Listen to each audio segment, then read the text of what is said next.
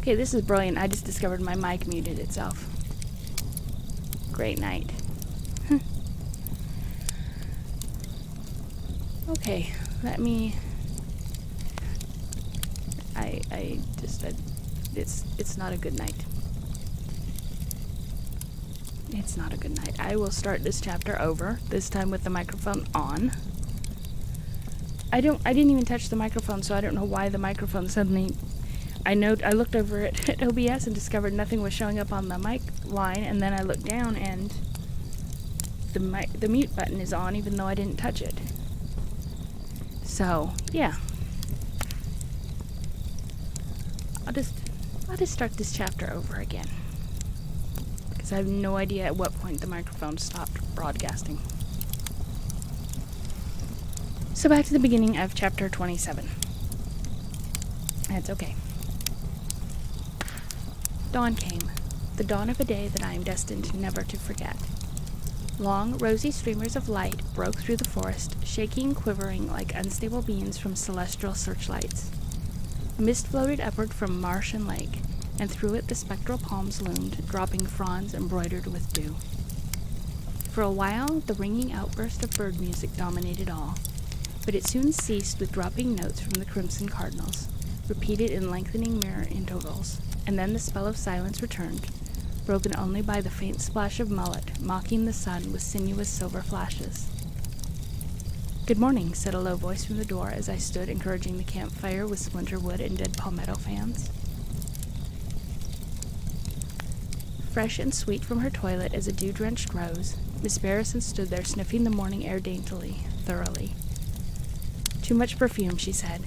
"Too much like Lang Lang in a department store. Central Park smells sweeter on an April morning." "Are you criticizing the wild jasmine?" I asked. "I'm criticizing an exotic smell. Am I not permitted to comment on the tropics?"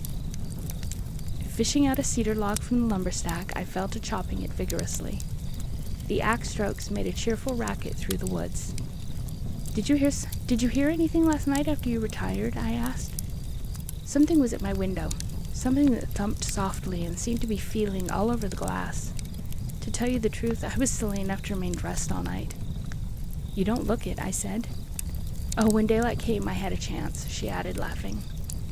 "All the same," said I, leaning on the axe and watching her, "you were about the coolest and pluckiest woman I ever knew." "We were all in the same fix," she said modestly. "No, we were not. Now I'll tell you the truth. My hair stood up the great part of the night. You were looking upon a poltroon, Miss Barrison." "Then there was something at your window, too?" "Something? A dozen. They were monkeying with the sashes and panes all night long, and I imagined that I could hear them breathing, as though from effort of intense eagerness. I came as near losing my nerve as I cared to. I came within an ace of hurling those cursed pies through the window at them. I'd bolt today if I wasn't afraid to play the coward." "Most people are brave for that same reason," she said. The dog, who had slept under my bunk and who had contributed to my entertainment by sighing and moaning all night, now appeared ready for business. Business in his case being the operation of feeding. I presented him with a concentrated tablet, which he cautiously investigated and then rolled on.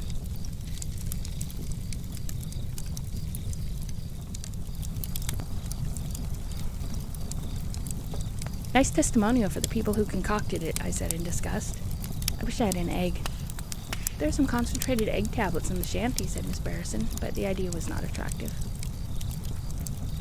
"I refuse to fry a pill for breakfast," I said sullenly, and set the coffee pot on the coals. In spite of the dewy beauty of the morning, breakfast was not a cheerful function. Professor Farragut appeared, clad in sun helmet and khaki.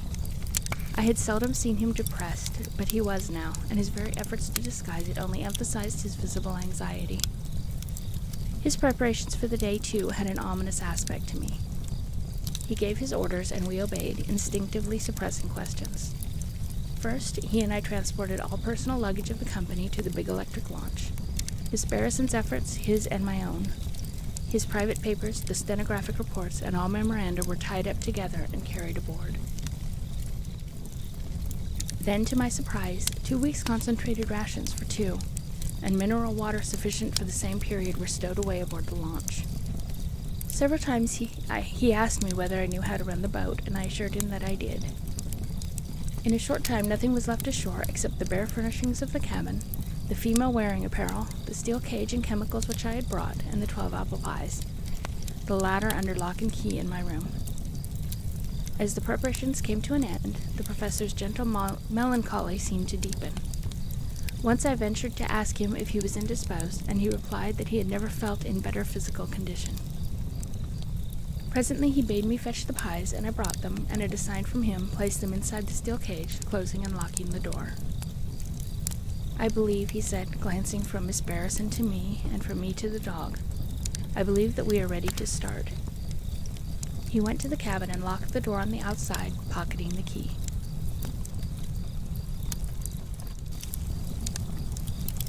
Then he backed up to the steel cage, stopped and lifted his end as I lifted mine, and together we started off through the forest, bearing the cage between us as porters carry a heavy piece of luggage. Miss Barrison came next, carrying the trousseau, the tank, hose, and chemicals, and the dog followed her, probably not from affection for us, but because he was afraid to be left alone. We walked in silence, the professor and I keeping an instinctive lookout for snakes, but we encountered nothing of the sort. On every side, touching our shoulders, crowded the closely woven and impenetrable tangle of the jungle, and we threaded it along our narrow path which he no doubt had cut, for the machete marks were still fresh, and the blazes on hickory, live oak, and palm were all wet with dripping sap, brilliant. All wet with dripping sap and swarming with eager, brilliant butterflies. At times, across our course flowed shallow, rapid streams of water, clear as crystal and most alluring to the thirsty. "There's fever in every drop," said the professor as I mentioned my thirst. "Take the bottled water if you mean to stay a little longer." "Stay where?" I asked. "On Earth," he replied tersely, and we marched on.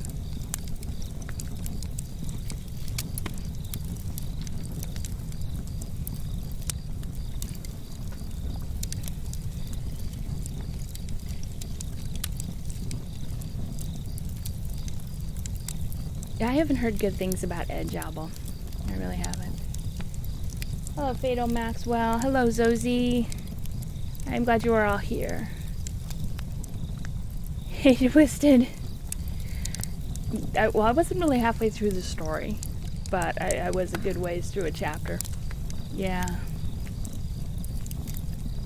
Well, welcome, everyone. It has been a night.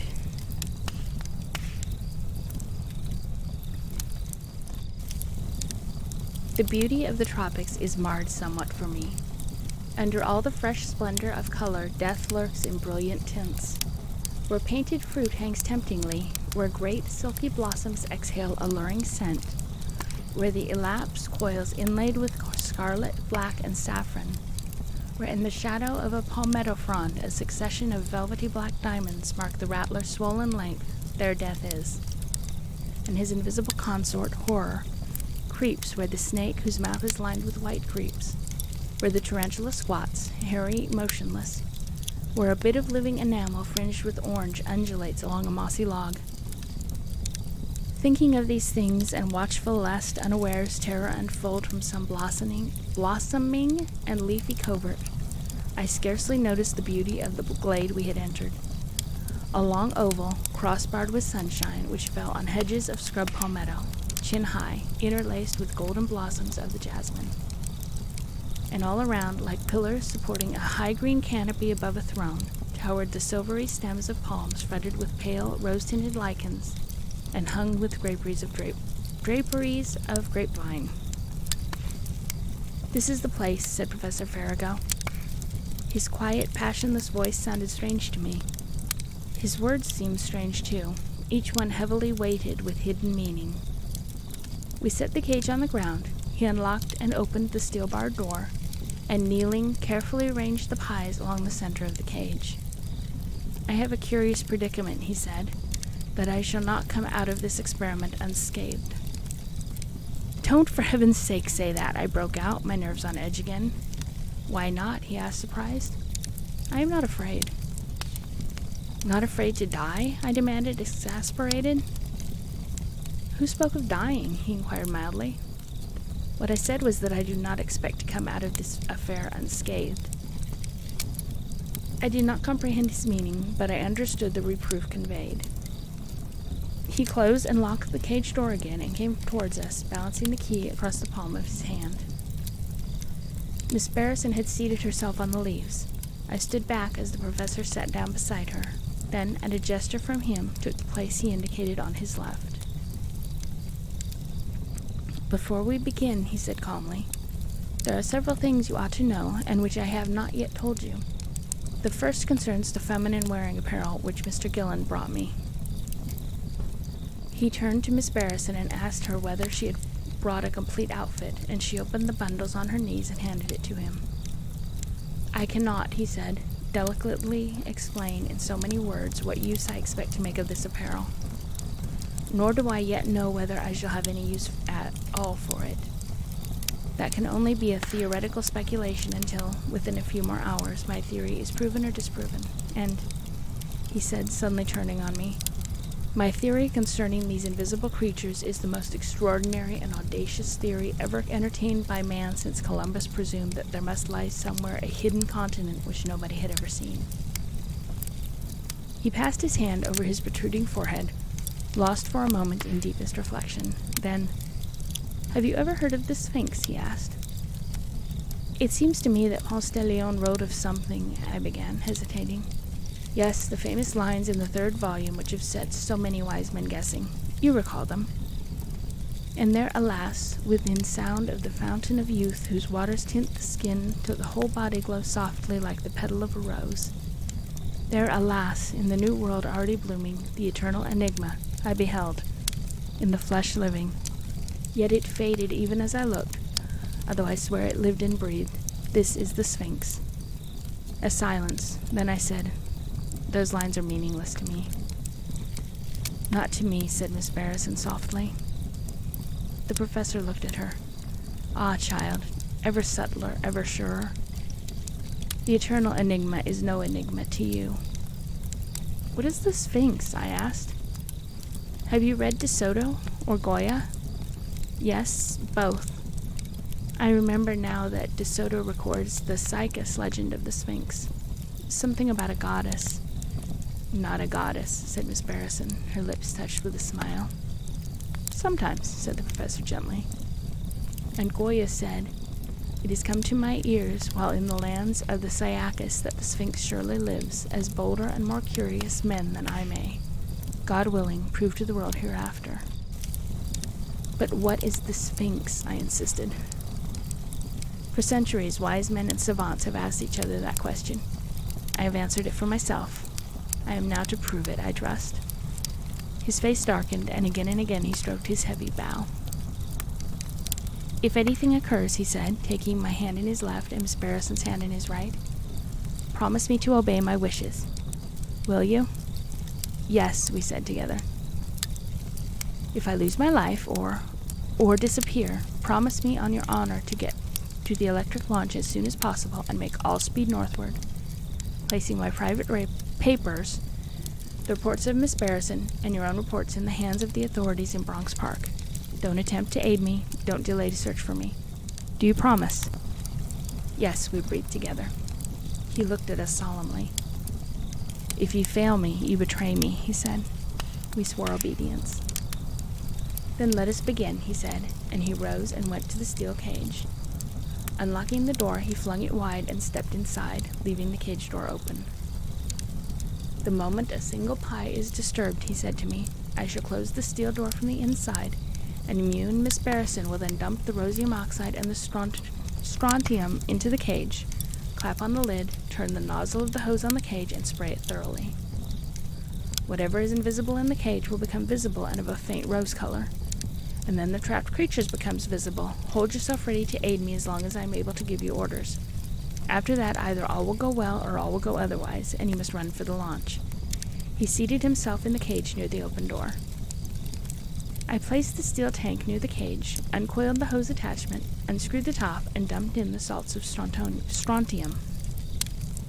Miss Barrison unwrapped the bottle of rhodium oxide and loosened the cork. We examined this pearl and pink powder and shook it up so that it might run out quickly. Then Miss Barrison sat down and presently became absorbed in a stenographic report of the proceedings up to date. When Miss Barrison finished her report, she handed me the bundle of papers. I stowed them away in my wallet, and we sat together beside the cage. Inside the cage, Professor Farragut was seated, his spectacled eyes fixed on the row of pies. For a while, although realizing perfectly that our quarry was transparent and invisible, we unconsciously strained our eyes in quest of something stirring in the forest. "I should think," said I in a low voice, "that the odor of the pies might draw at least one out of the odd dozen that came rubbing up against my window last night." "Hush, listen," she breathed. But we heard nothing save the snoring of the overfed dog at our feet. "He'll give us ample notice by butting into Miss Barrison's skirts," I observed. "No need of our watching, Professor." The professor nodded. Presently he removed his spectacles and lay back against the bars, closing his eyes. At first the forest silence seemed cheerful there in the fleckled sunlight. The spotted wood gnats gyrated merrily, chased by dragonflies. The shy woodbirds hopped from branch to twig, peering at us in friendly inquiry. A lithe gray squirrel, plumy tail undulating, rambled serenely around the cage, sniffing at the pastry within. Suddenly, without apparent reason, the squirrel sprang to a tree trunk, hung a moment on the bark, quivering all over, then dashed away into the jungle. "Why did he act like that?" whispered Miss Barrison, and after a moment, "How still it is. Where have the birds gone?" In the ominous silence, the dog began to whimper in his sleep, and his hind legs kicked convulsively. "He's dreaming," I began. But the words were almost driven down my throat by the dog who, without a yelp of warning, hurled himself at Miss Barrison and alighted on my chest, 4 paws around my neck. I cast him scornfully from me, but he scrambled back, digging like a mole to get under us. "The transparent creatures," whispered Miss Barrison. "Look, see that pie move?" I sprang to my feet just as the professor, jamming on his spectacles, leaned forward and slammed the cage door. Great, now I'm repeating sentences. "I've got one," he shouted frantically. "There's one in the cage. Turn on that hose." "Wait a second," said Miss Barrison, calmly uncorking the bottle and pouring a pearly stream of rhodium oxide into the tank. "Quick, it's fizzing. Screw on the top." In a second I had screwed the top fast, seized the hose, and directed a hissing cloud of vapor through the cage doors. For a moment nothing was heard save the whistling rush of the perfumed spray escaping. A delicious odor of roses filled the air.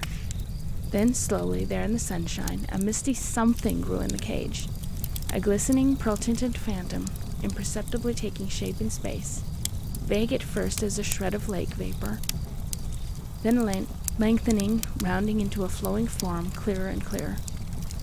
"The Sphinx!" gasped the professor. "In the name of heaven, play that hose!" Then he spoke, the treacherous hose burst. A showery pillar of rose-colored vapor enveloped everything. Through the thickening fog, for one brief instant, a human form appeared like magic. A woman's form, flawless, exquisite as a statue, pure as marble. Then the swimming vapor buried it, cage, pies, and all. We ran frantically around the cage, in the obscurity, appealing for instructions and feeling for the bars. Once the professor's muffled voice was heard, demanding the wearing apparel, and I groped about and found it and stepped it through the bars of the cage. "Do you need help?" I shouted. There was no response. Staring around through the thickening vapor of rhodium rolling in clouds from the overturned tank, I heard Miss Barrison's voice calling. "I can't move. A transparent lady is holding me." Blindly I rushed around, arms outstretched, and the next moment struck the door of the cage so hard that the impact almost knocked me senseless. Clutching it to steady myself, it suddenly flew open. A rush of partly visible creatures passed me like a burst of pink flames, and in the midst, borne swiftly away on the crest of the outrush, the professor passed like a bolt shot from a catapult, and his last cry came wafting back to me from the forest as I swayed there, drunk from the stupefying perfume. "Don't worry, I'm all right." I staggered out into the clearer air towards the figure that seemed dimly through swirling vapor. "Are you hurt?" I stammered, clasping Miss Barrison in my arms. "No. Oh, no," she said, wringing her hands. "But the professor. I saw him. I could not scream. I could not move. They had him." "I saw him too," I groaned. There was not one trace of terror on his face. He was actually smiling. Overcome at the sublime courage of the man, we wept in each other's arms.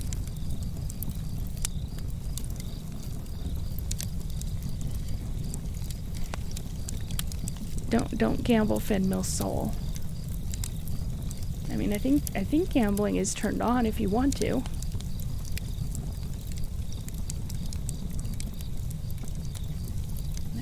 Let me check and see.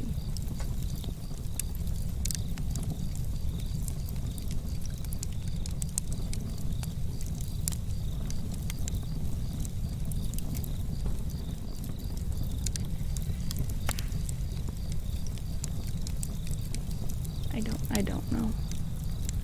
Just don't gamble each other's souls.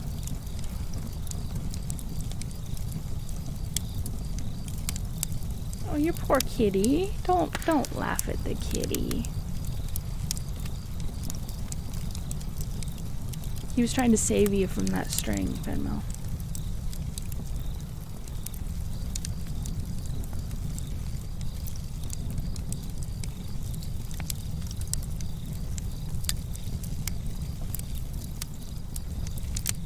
Alright, on to the next chapter.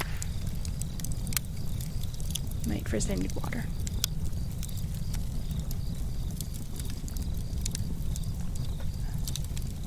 Alright.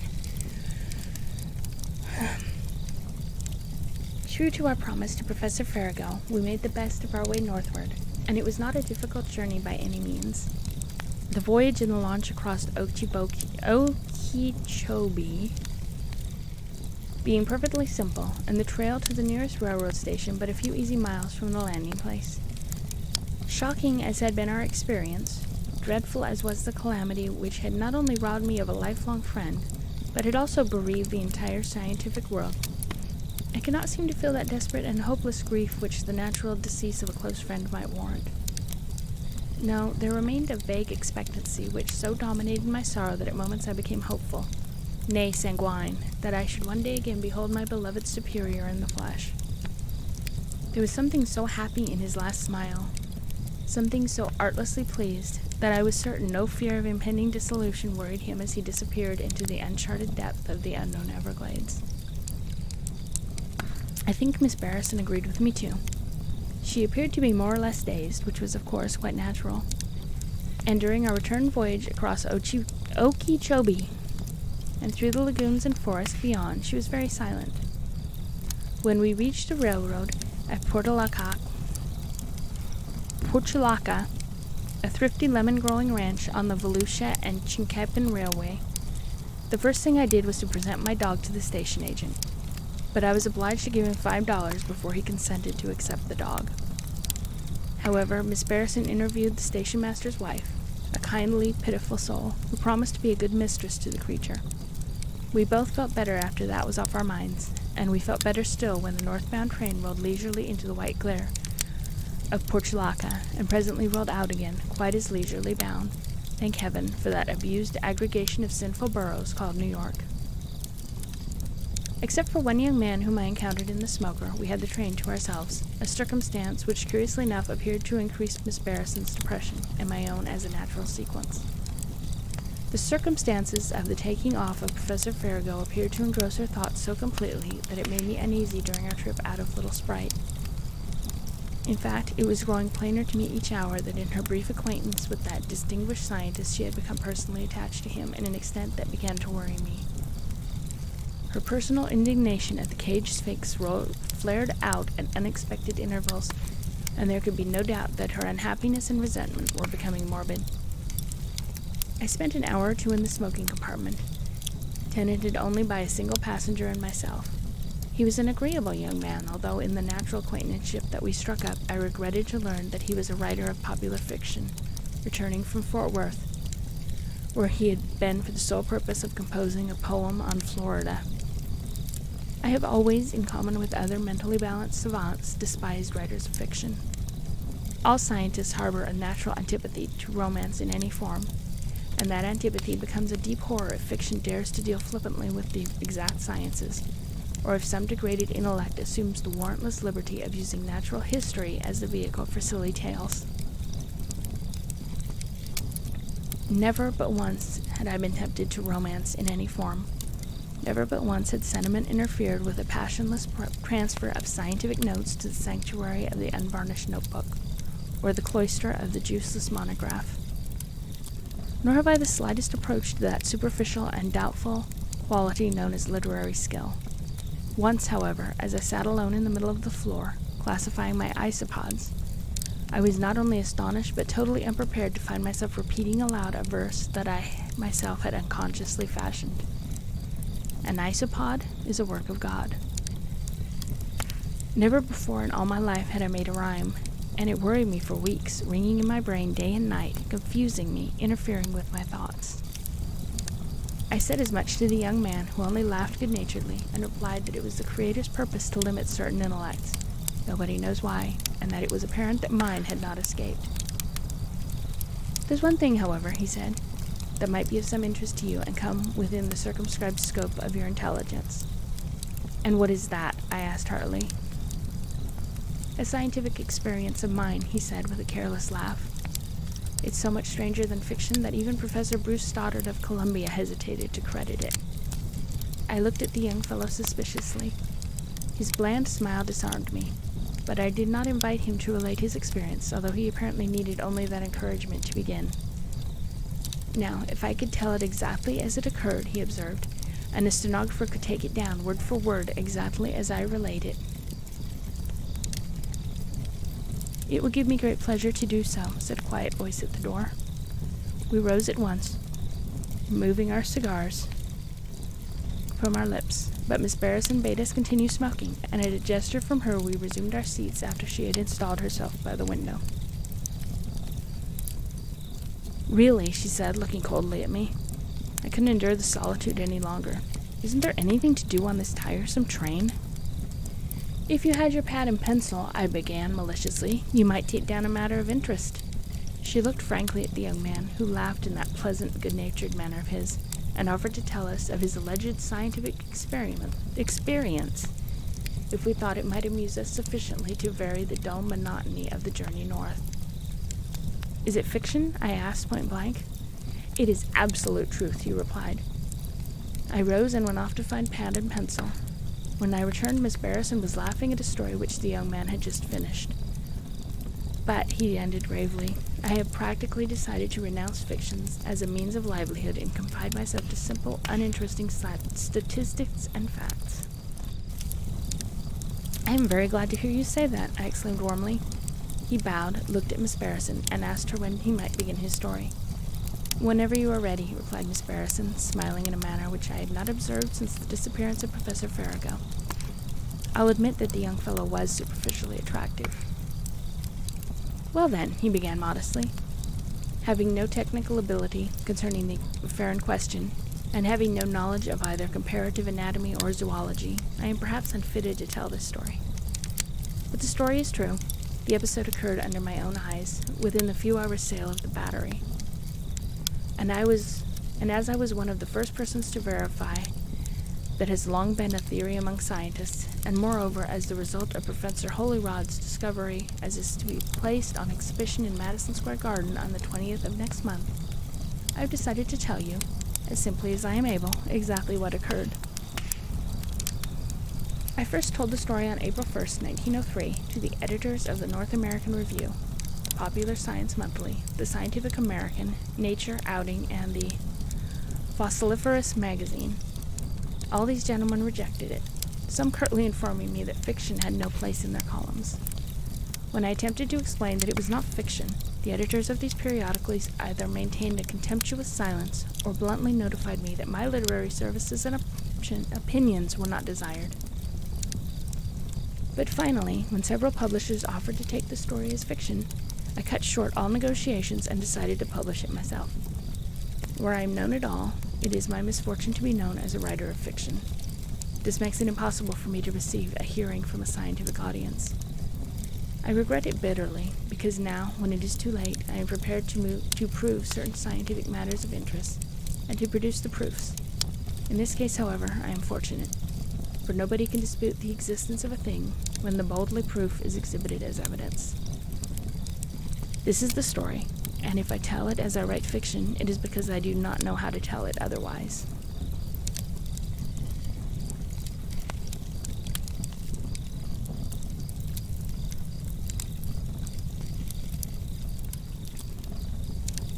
I was walking along the beach below Pine Inlet, on the south shore of Long Island. The railroad and telegraph station is at West Oyster Bay. Everybody who's traveled on the Long Island Railroad knows the station, but few perhaps know Pine Inlet. Duck shooters, of course, are familiar with it, but as there are no hotels there and nothing to see except Salt Meadow, Salt Creek, and a strip of dune and sand, the summer squatting public may probably be unaware of its existence. The local name for the place is Pine Inlet. The maps give its name as Sand Point, I believe, but anybody at West Oyster Bay can direct you to it. Captain McPeak, who owns the West Oyster Bay house, drives duck shooters there in winter. It lies 5 miles southeast from West Oyster Bay. I had walked over that afternoon from Captain McPeak's. There was a reason for my going to Pine Inlet. It embarrasses me to explain it, but the truth is I meditated writing an ode to the ocean. It was out of the question to write it in West Oyster Bay, but the whistle of locomotives in my ears, I knew that Pine Inlet was one of the loneliest places on the Atlantic coast. It is out of sight of everything except leagues of gray ocean. Rarely one might make out fishing smacks drifting across the horizon. Summer squatters never visited it. Sportsmen shunned it, except in winter. Therefore, as I was about to do a bit of poetry, I thought that Pine Inlet was the spot for the deed, so I went there. As I was strolling along the beach, biting my pencil reflectively, tremendously impressed by the solitude and the solemn thunder of the surf, a thought occurred to me. How unpleasant it would be if I suddenly stumbled on a summer boarder. As this joyless impossibility flitted across my mind, I reached a bleak sand dune. A girl stood directly in my path. She stared at me as though I had just crawled up out of the ocean sea to bite her. I don't know that my own expression resembled, but I have always been given to understand that it was idiotic. Now I perceived, after a few moments, that the young lady was frightened, and I knew I ought to say something civil. So I said, "Are there many mosquitoes here?" "No," she replied, with a slight quiver in her voice. "I've only seen one, and it was biting somebody else." The conversation seemed so futile, and the young lady appeared to be more nervous than before. I had an impulse to say, "Do not run, I have breakfast," for she seemed to be meditating a flight into the breakers. What I did say was, "I did not know anybody was here. I do not intend to intrude. I come from Captain McPeak's, and I am writing an ode to the ocean." After I had said this, it seemed to ring in my ears like, "I come from Table Mountain, and my name is Truthful James." I glanced timidly at her.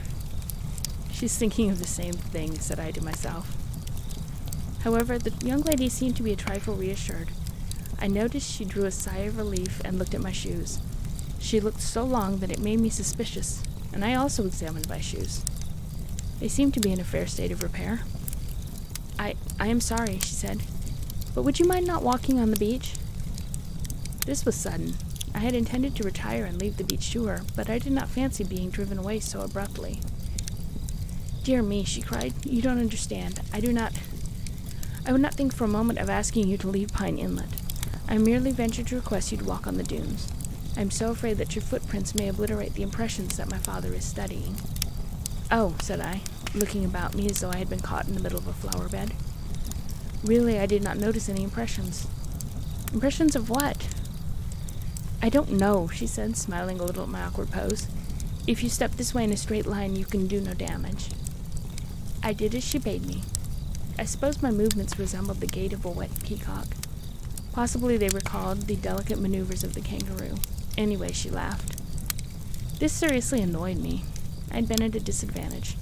I walk well enough when let alone. "You can scarcely expect," said I, "that a man absorbed in his own thoughts could notice impressions on the sand. I trust I have obliterated nothing." As I said this, I looked back at the long line of footprints stretched away in perspective across the sand. They were my own. How large they looked. Was that what she was laughing at? "I wish to explain," she said gravely, looking at the point of her parasol. "I am very sorry to be obliged to warn you, to ask you to forego the pleasure of strolling on a beach that does not belong to me. Perhaps," she continued in sudden alarm, "perhaps this beach belongs to you." "The beach? Oh no," I said. But you were going to write poems about it." "Only one, and that does not necessitate owning the beach. I have observed," said I frankly, "that the people who own nothing write many poems about it." She looked at me seriously. I write many poems, I added. She laughed doubtfully. Would you rather I went away? I asked politely. My family is respectable, I added, and I told her my name. Oh, then you wrote cold cowslips and faded fig leaves, and you imitate Maeterlinck, and you... Oh, I know lots of people that you know, she cried, with every symptom of relief. And you know my brother. I am the author, said I coldly, of Cold Cowslips, but Faded Fig Leaves was an earlier work, which I no longer recognize, and I should be grateful to you if you would be kind enough to deny that I ever imitated Maeterlinck. Possibly, I added, he imitates me. She was very quiet, and I saw she was sorry. Never mind, I said magnanimously. You probably are not familiar with modern literature. If I knew your name, I should ask permission to present myself. Why, I am Daisy Hollyrod, she said. What? Jack Holroyd's little sister? Little, she cried. I didn't mean that, said I. You know that your brother and I were great friends in Paris. I know, she said significantly. Of course, I said. Jack and I were inseparable, except when shut in separate cells, said Miss Holroyd coldly. This unfeeling allusion to the unfortunate termination of a Latin Quarter celebration hurt me. The police, said I, were too officious. So Jack said Miss Holroyd demurely. We had unconsciously moved on along the sandhills side by side as we spoke. To think, I repeated, that I should meet Jack's little... Please, she said, you are only 3 years my senior. She opened the sunshade and tipped it over one shoulder. It was white and had spots and posies on it. Jack sends us every new book you write, he observed. I do not approve of some things you write. Modern school, I mumbled. That is no excuse, she said severely. Anthony Trollope didn't do it. The foam spun from the breakers was drifting across the dunes, and the little tip-up snipe ran along the beach and teetered and whistled and spread their white-barred wings for a low, straight flight across the single, only to tip and run and sail on again. The salt sea wind whistled and curled through the crested waves, blowing in perfumed puffs across thickets of sweet bay and cedar. As we passed through the crackling, juicy-stemmed marshweed, myriads of fiddler crabs raised their foreclaws in warning and backed away, wrestling through the weeds, aggressively protesting. Like millions of pygmy Ajaxes defying the lightning, I said. Miss Holroyd laughed. Now, I never imagined that authors were clever except in print, she said. She was a most extraordinary girl. I suppose, she observed after a moment's silence. I suppose I am taking you to my father. Delighted, I mumbled. I had the honor of meeting Professor Holroyd in Paris. Yes, he bailed you and Jack out, said Miss Holroyd serenely. The silence was too painful to last. Captain McPeak is an interesting man, I said. I spoke more loudly than I intended. I may have been nervous. Yes, said Daisy Holroyd, but he has a most singular hotel clerk. You mean Mr. Frisbee? I do. Yes, I admitted. Mr. Frisbee is queer. He was once a bill poster. I know it, exclaimed Daisy Holroyd with some heat. He ruins landscapes wherever he has an opportunity. Do you know that he has a passion for bill posting? He has. He posts bills for the pure pleasure of it, just as you play golf or tennis or squash. But he's a hotel clerk now, I said. Nobody employs him to post bills. I know it. He does it all by himself for the pure pleasure of it. Papa has engaged him to come down here for 2 weeks, and I dread it, said the girl. But Professor Holroyd might win a Frisbee, I had not the faintest notion. I suppose Miss Holroyd noticed the bewilderment in my face, for she laughed and nodded her head twice. Not only Mr. Frisbee, but Captain McPeak also, she said. You don't mean to say that Captain McPeak is going to close his hotel, I exclaimed. My trunk was there. It contained guarantees of my respectability. Oh no, his wife will keep it open, replied the girl. Look, you can see Papa now. He's digging. Where? I blurted out. I remembered Professor Holroyd as a grim, spectacled gentleman with close-cut snow beard and a clerical allure. The man I saw digging wore green goggles, a jersey, a battered sou'wester, and hip boots of rubber. He was delving in the muck of the salt meadow, his face streaming with perspiration, his boots and jersey splashed with unpleasant-looking mud. He glanced up as we approached, shading his eyes with a sunburned hand. Papa, dear, said Miss Holroyd, this is Jack's friend, whom you bailed out of Mazas. The introduction was startling. I turned crimson with mortification. The professor was very decent about it. He called me by name at once, then he looked at his spade. It was clear he considered me a nuisance and wished to go on with his digging. "I suppose," he said, "you are still writing?" "A little," I replied, trying not to speak sarcastically. My output had rivaled that of the Duchess, in quantity, I mean. "I seldom read fiction," he said, looking restlessly at the hole in the ground. Miss Holroyd came to my rescue. "It was a charming story you wrote last," she said. "Papa should read it. You should, Papa. It's all about a fossil." We both looked narrowly at Miss Holroyd. Her smile was guileless. "Fossils?" repeated the professor. "Do you care for fossils?" "Very much," said I. Now I am not perfectly sure what my object was in lying. I looked at Daisy Holroyd's dark-fringed eyes. They were very grave. "Fossils," said I, "are my hobby." I think Miss Holroyd winced a little at this. I did not care. I went on.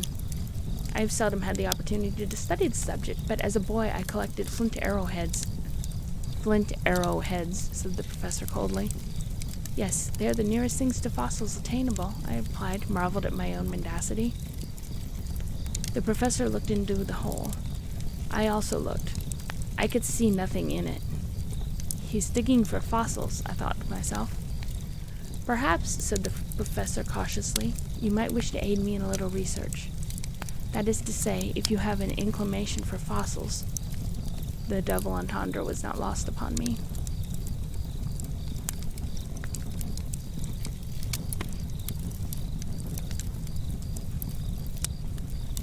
"I have read all your books so eagerly," said I, "that to join you, to be of service to you in any research, however difficult and trying, would be an honor and a privilege that I never dared to hope for." That, thought I to myself, would do its own work. But the professor was still suspicious. How could he help it when he remembered Jack's escapades, in which my name was always blended? Doubtless he was satisfied that my influence on Jack was evil. The contrary was the case, too. "Fossils," he said, worrying the edge of the excavation with his spade. "Fossils are not things to be lightly considered." "No, indeed," I protested. "Fossils are the most interesting as well as puzzling things in the world," said he. "They are," I cried enthusiastically. "But I am not looking for fossils," observed the professor mildly. This was a facer. I looked at Daisy Holroyd. She bit her lip and fixed her eyes on the sea. Her eyes were wonderful eyes. "Did you think I was digging for fossils in a salt meadow?" queried the professor. "You can have read very little about the subject. I am digging for something quite different." I was silent. I know that my face was flushed. I longed to say, "Well, what the devil are you digging for?" But I only stared into the hole as though thoroughly hypnotized. "Captain McPeak and Frisbee ought to be here," he said, looking first at Daisy and then across the meadows. I ached to ask him why he had subpoenaed Captain McPeak and Frisbee. "They are coming," said Daisy, shading her eyes. "Do you see the speck on the meadows?" "It may be a mud hen," said the professor. "Miss Holroyd is right," said I. "A wagon and team of 2 men are coming from the beach. There's a dog beside the wagon. It's that miserable yellow dog of Frisbee's." "Good gracious," cried the professor. "You don't mean to tell me that you see all that at such a distance?" "Why not?" I said. "I see nothing," he insisted. "You will see that I am right presently." I laughed. The professor removed his blue goggles and rubbed them, glancing obliquely at me. "Haven't you heard what extraordinary eyesight duck shooters have?" said his daughter, looking back at her father. "Jack says that he can tell exactly what kind of a duck is flying before most people can see anything at all in the sky." "It's true," I said. "It comes to anybody, I fancy, who has had practice." The professor regarded me with a new interest. There was inspiration in his eyes. He turned towards the ocean. For a long time he stared at the tossing waves on the beach. Then he looked far out to where the horizon met the sea. "Are there any ducks out there?" he asked at last. "Yes," said I, scanning the sea, "there are." He produced a pair of binoculars from his coat-tail pocket, adjusted them, and raised them to his eyes. What sort of ducks?" I looked more carefully, holding both hands over my forehead. "Surf ducks and widgeon. There is 1 bufflehead among them. No, 2. The rest are coots," I replied. "This," cried the professor, "is most astonishing. I have good eyes, but I can't see a blessed thing without these binoculars." "It's not extraordinary," said I. The surf ducks and coots any novice might recognize. The widgeon and bubbleheads I should not have been able to name unless they'd risen from the water. It is easy to tell any duck when it is flying, even though it looks no bigger than a black pinpoint. But the professor insisted that it was marvelous, and he said that I might render him invaluable service if I would consent to come and camp at Pine Inlet for a few weeks. I looked at his daughter, but she turned her back. Her back was beautifully molded. Her gown fitted also. Camp out here? I repeated, pretending to be unpleasantly surprised. I do not think he would care to, said Miss Holroyd without turning. I had not expected that. Above all things, said I, in a clear, pleasant voice, I like to camp out. She said nothing. It is not exactly camping, said the professor. Come, you shall see our conservatory. Daisy, come, dear. You must put on a heavier frock. It is getting towards sundown. At that moment, over a near dune, 2 horses' heads appeared, followed by 2 human heads, and then a wagon, and then a yellow dog. I turned triumphantly to the professor. You are the very man I want, he muttered. The very man. The very man. I looked at Daisy Holroyd. She returned my glance with a defiant little smile. Wall, said Captain McPeak, driving up. Here we be. Get out, Frisbee. Frisbee, fat, nervous, and sentimental, hopped out of the cart. Come, said the professor, impatiently moving across the dunes. I walked with Daisy Holroyd. McPeak and Frisbee followed. The yellow dog walked by himself.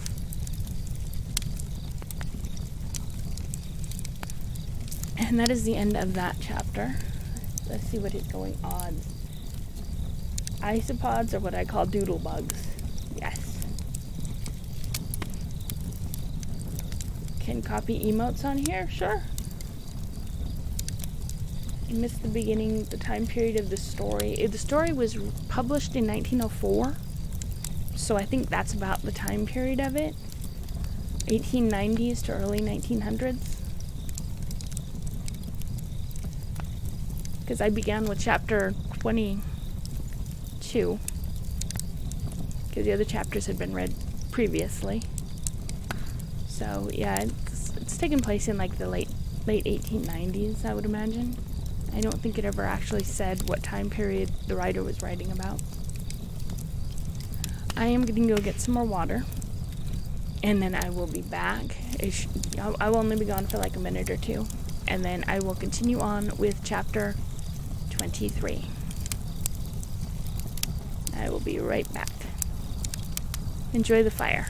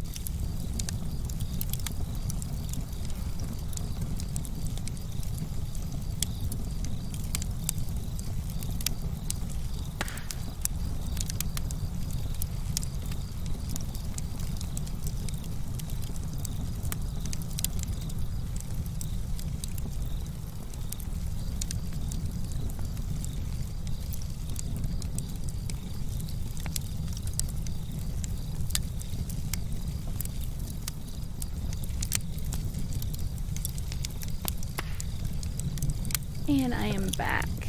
Thank you for the follow, Fanmill. So the Fort Worth the writer knows is not the same Fort Worth I know. I'm not even sure what Fort Worth this is taking place in. I sometimes forget that this is taking place in the United States.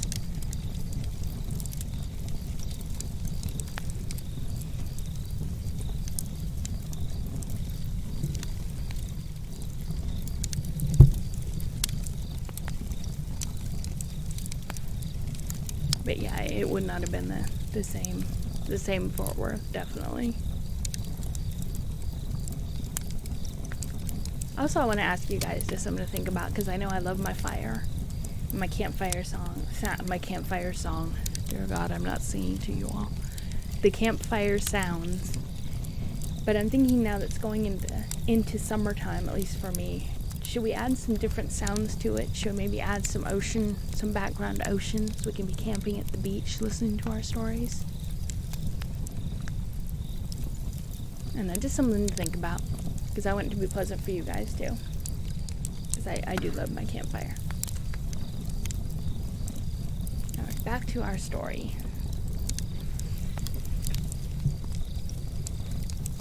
Chapter 28. I think we're almost done with this story, actually. The sun was dipping into the sea as we trudged across the meadows towards a high, dome-shaped dune covered with cedars and thickets of Sweet Bay. I saw no sign of habitation among the sandhills. Far as the eye could reach, nothing broke the gray line of sea and sky save the squat dunes crowned with stunted cedars. Then, as we rounded the base of the dune, we almost walked into the door of a house. My amazement amused Miss Holroyd, and I noticed also a touch of malice in her pretty eyes. But she said nothing, following her father into the house with the slightest possible gesture to me. Was it invitation, or was it menace? The house was merely a light wooden frame covered with some waterproof stuff that looked like a mixture of rubber and tar. Over this, in fact over the whole roof, was pitched an awning of heavy sailcloth. I noticed that the house was anchored to the sand by chains, already rusted red. But this one-storied house was not the only building nestled in the south shelter of the big dune. 100 feet away stood another structure, long, low, also built of wood. It had rows on rows of round portholes on every side. The ports were fitted with heavy glass, hinged to swing open if necessary. A single big double door occupied the front.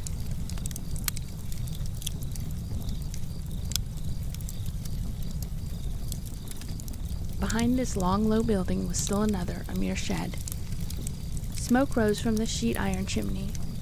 There was somebody moving about inside the open door. As I stood gaping at this mushroom hamlet, the professor appeared at the door and asked me to enter. I stepped in at once. The house was much larger than I had imagined. A straight hallway ran through the center from east to west.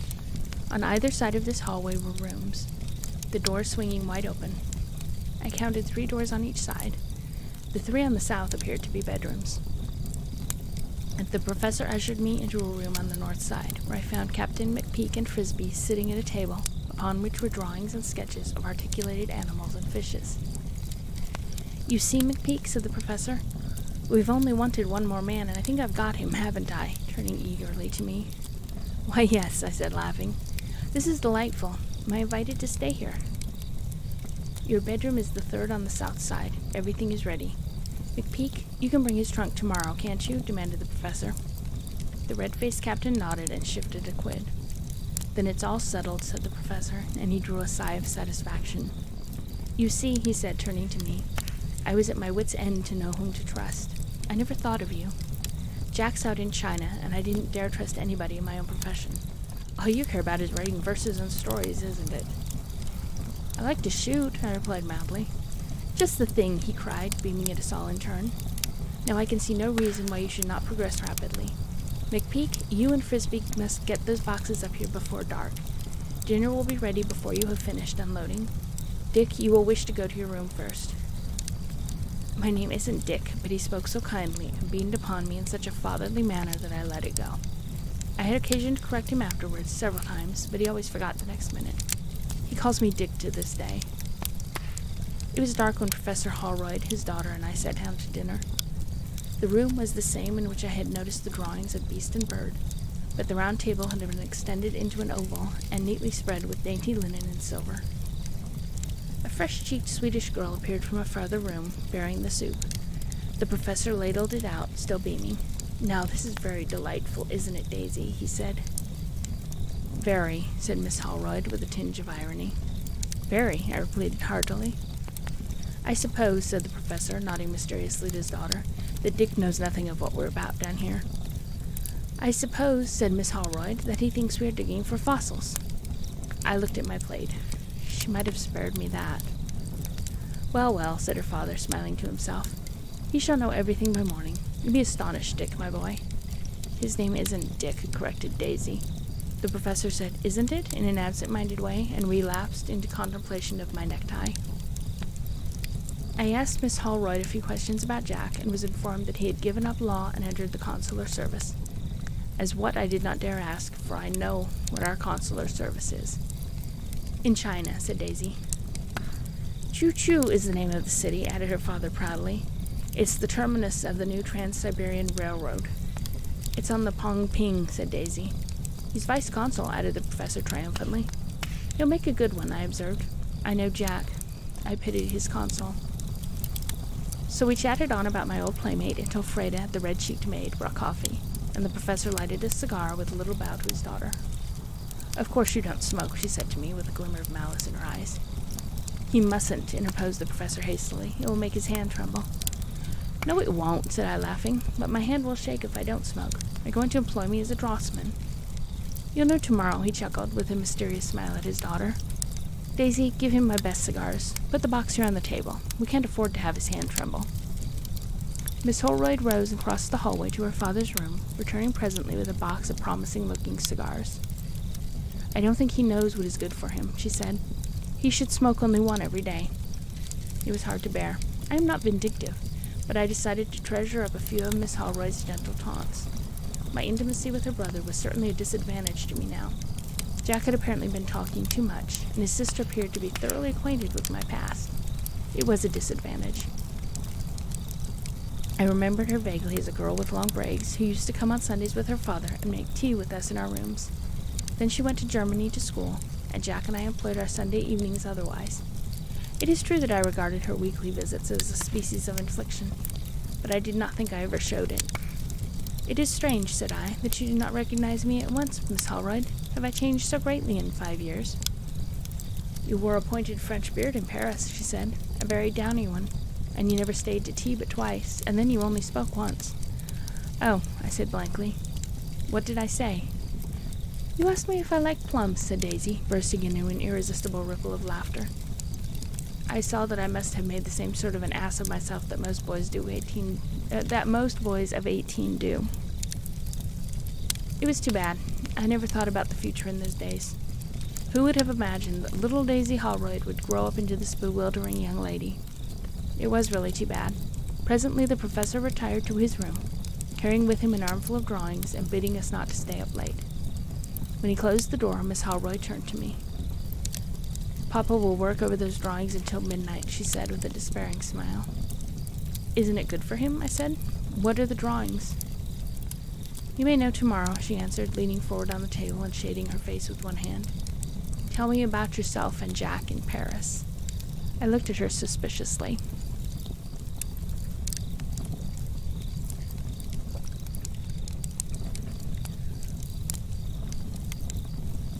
"What?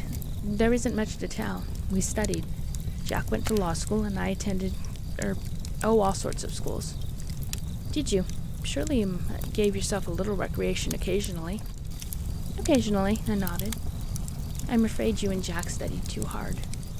"That may be," I said, looking meek. "Especially about fossils. I couldn't stand that." "Miss Holroyd," I said, "I do care about fossils.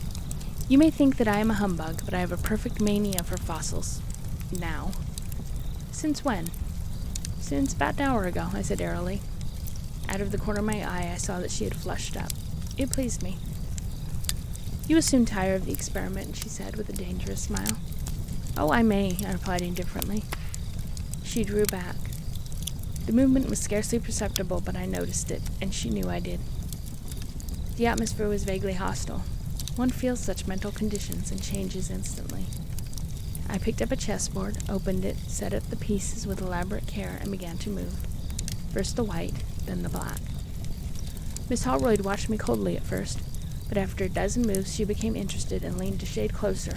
I moved a black pawn forward. "Why did you do that?" said Daisy. "Because," said I, "the white queen threatens my pawn." "It was an aggressive move," she insisted. "Purely defensive," I said. "If her white highness will let the pawn alone, the pawn will let the queen alone." Miss Holroyd rested her chin on her wrist and gazed steadily at the board. She was flushing furiously, but she held her ground. "If the white queen doesn't block the pawn may become dangerous," she said coldly. I laughed and closed up the board with a snap. "True," I said. "It might even take the queen." After a moment's silence, I asked, "What would you do in that case, Miss Holroyd?" "I should resign," she said serenely. Then, realizing what she had said, she lost her self-possession for a second and cried, "No, indeed, I should fight to the bitter end. I mean—" "What?" I asked, lingering over my revenge. "I mean," she said slowly, "that your black pawn would never have the chance. Never. I should take it immediately." "I believe you would," said I, smiling. "So we'll call the game yours, and the pawn captured." "I don't want it," she exclaimed. "A pawn is worthless." "Except when it's in the king row." "Chess is most interesting," she observed sedately. She had completely recovered her self-possession. Still, I saw that she now had a certain respect for my defensive powers. It was very soothing to me. "You know," said I gravely, "that I am fonder of Jack than of anybody. That's the reason we never write each other, except to borrow things. I am afraid that when I was a young cub in France, I was not an attractive personality."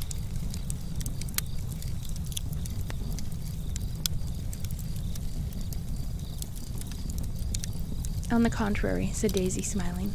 "I thought you were very big and very perfect. I had illusions. I wept often when I went home and remembered that you never took the trouble to speak to me but once." "I was a cub," I said, "not selfish and brutal, but I didn't understand schoolgirls.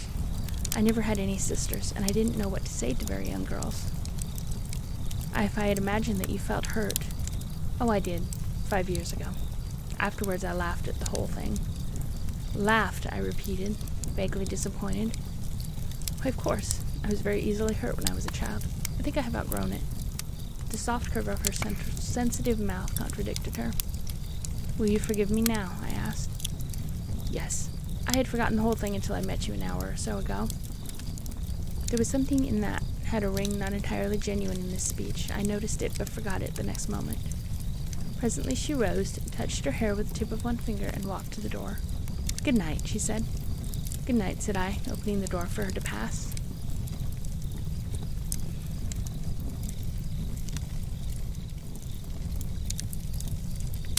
The sea was a sheet of silver tinged with pink.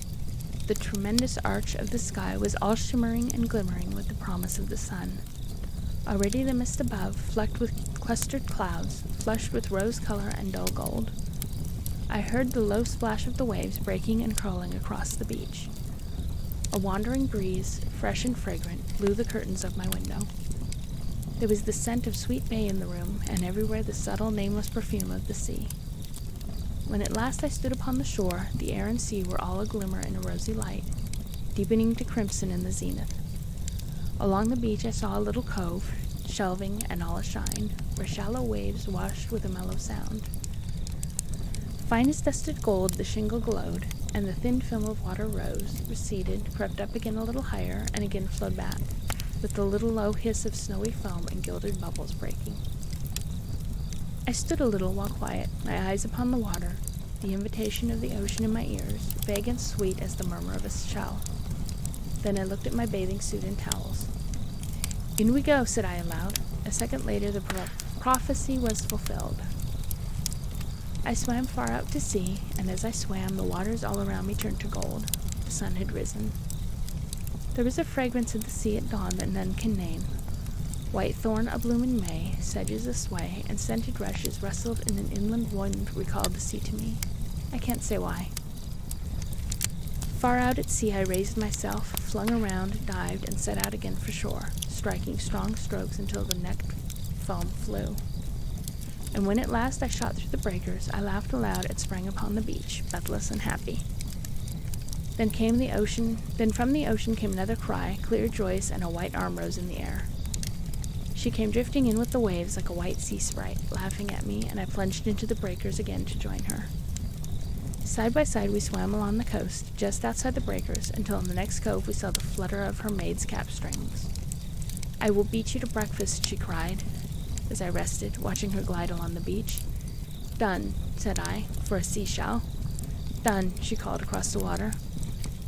I made good speed along the shore, and I was not long in dressing, but when I entered the dining room she was there, demure, smiling, exquisite in her cool white frock. "The seashell is yours," said I. "I hope I can find one with a pearl in it." The professor hurried in before she could reply. He greeted me very cordially, but there was an abstracted air about him, and he called me Dick until I recognized that remonstrance was useless. He was not long over his coffee and rolls. "McPeak and Frisbee will return with the last load, including your trunk, by early morning," he said, rising and picking up his bundle of drawings. "I haven't time to explain to you what we are doing, Dick, but Daisy will take you about and instruct you. She will give you the rifle standing in my room. It's a good Winchester. I've sent for an express for you, big enough to knock over an elephant in India. Daisy, take him through the sheds and tell him everything. Luncheon is at noon. Do you usually take luncheon, Dick?" "When I am permitted," I smiled. "Well," said the professor doubtfully, "you mustn't come back here for it. Redneck can take you what you want. Is your hand unsteady after eating?" "Why, Papa," said Daisy, "do you intend to starve him?" We all laughed.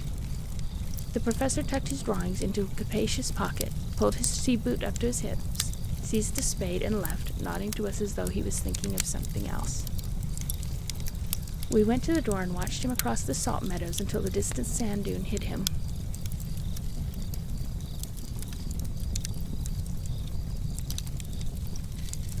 "Come," said Daisy Holroyd. "I am going to take you to the shop." She put on a broad-brimmed straw hat, a distractingly pretty combination of filmy cool stuffs, and led the way to a low, long structure that I had noticed the evening before. The interior was lighted by the numberless little portholes, and I could see everything plainly. I acknowledge I was nonplussed by what I did see. In the center of the shed, which must have been at least 100 feet long, stood what I thought at first was the skeleton of an enormous whale. After a moment's silent contemplation of the thing, I saw that it could not be a whale, for the frames of 2 gigantic bat-like wings rose from each shoulder. Also, I noticed that the animal possessed legs, 4 of them, with most unpleasant-looking webbed claws, fully 8 feet long. The bony framework of the head, too, resembled something between a crocodile and a monstrous snapping turtle. The walls of the shanty were hung with drawings and blueprints. A man dressed in white linen was tinkering with the vertebrae of the lizard-like tail. "Where on earth did such a reptile come from?" I asked at length. "Oh, it's not real," said Daisy scornfully. "It's papier-mâché." "I see," said I. "A stage prop." "A what?" asked Daisy in her astonishment. "Why, a sort of Siegfried dragon, or what's his name? Fafner, or Peffer, or... If my father heard you say such things, he would dislike you," said Daisy. She looked grieved and moved towards the door. I apologized for what I knew not, and we became reconciled. She ran into her father's rooms and brought me the rifle, a very good Winchester. She also gave me a cartridge belt full. "Now," she smiled, "I shall take you to the observatory, and when we arrive you are to begin your duty at once." "And that duty?" I ventured, shouldering the rifle. "That duty is to watch the ocean.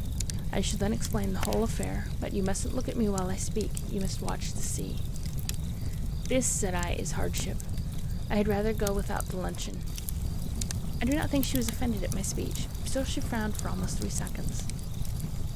We passed through acres of sweet bay and speargrass, sometimes skirting thickets of twisted cedars, sometimes walking in the full glare of the morning sun, sinking into shifting sand where sun-scorched shells crackled under our feet, and sun-browned seaweed glistened, bronzed and iridescent. Then, as we climbed a little hill, the sea wind freshened in our faces, and lo, the ocean lay before us, far outstretching out as the eye could reach, glittering magnificent. Daisy sat down flat on the sand. It takes a clever girl to do that and remain the respectful deference due her from men. It takes a graceful girl to accomplish it triumphantly when a man is looking. "You must sit beside me," she said, as though it would prove irksome to me. "Now," she continued, "you must watch the water while I am talking." I nodded.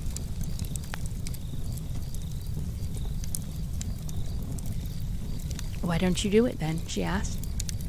I succeeded in retching my head towards the ocean, although I felt sure it would swing gradually round again in spite of me. "To begin with," said Daisy Holroyd, "there is a thing in the ocean that would astonish you if you saw it. Turn your head." "I am," I said meekly. "Did you hear what I said?" "Yes, a thing in the ocean that's going to astonish me." Visions of mermaids rose before me. "The thing," said Daisy, "is a thermosaurus." I nodded vaguely, as though anticipating a delightful introduction to a nautical friend. "You don't seem astonished," she said reproachfully. "Why should I be?" I asked. "Please turn your eyes towards the water. Suppose a thermosaurus should look out of the waves." "Well," said I, "in that case the pleasure would be mutual." She frowned and bit her upper lip. "Do you know what a thermosaurus is?" she asked. "If I am to guess," said I guess it's a jellyfish." "It's that big, ugly, horrible creature I showed you in the shed," cried Daisy impatiently. "Eh?" I stammered. "Not papier-mâché either," she continued excitedly. "It's a real one." This was pleasant news. I glanced instinctively at my rifle and then at the ocean. "Well," said I, at last, "it strikes me that you and I resemble a pair of Andromedas waiting to be swallowed. This rifle won't stop a beast, a live beast, like that Nibelungen dragon of yours." "Yes, it will," she said. "It's not an ordinary rifle." Then for the first time I noticed, just below the magazine, a cylindrical attachment that was strange to me. "Now if you will watch the sea very carefully, and will promise not to look at me," said Daisy, "I will try to explain." She did not wait for me to promise, but went on eagerly, a spark of excitement in her blue eyes. "You know, of all the fossil remains of the great bat-like and lizard-like creatures that inhabited the earth ages and ages ago, the bones of the gigantic saurians are the most interesting. I think they used to splash about the water and fly over the land during the Carboniferous period. Anyway, it doesn't matter. Of course you have seen pictures of reconstructed creatures, such as the Ichthyosaurus, the Plesiosaurus, the Anthracosaurus, and the Thermosaurus." I nodded, trying to keep my eyes from hers. "And you know that the remains of the Thermosaurus were first discovered and reconstructed by Papa?" "Yes," said I. There was no use in saying no. "I am glad you do.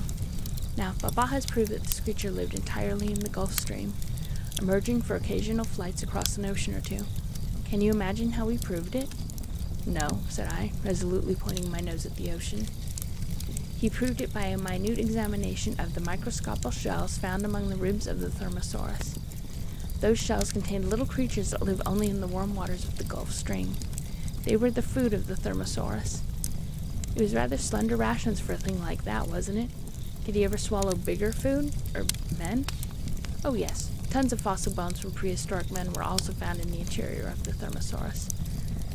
"Then," said I, "you at least had better go back to Captain McPeak's. Please turn around, don't be so foolish. I didn't say there was a live Thermosaurus in the water, didn't I?" "Isn't there?" "Why, no." My relief was genuine, for I thought of the rifle and looked suspiciously out to sea. "What's the Winchester for?" I asked.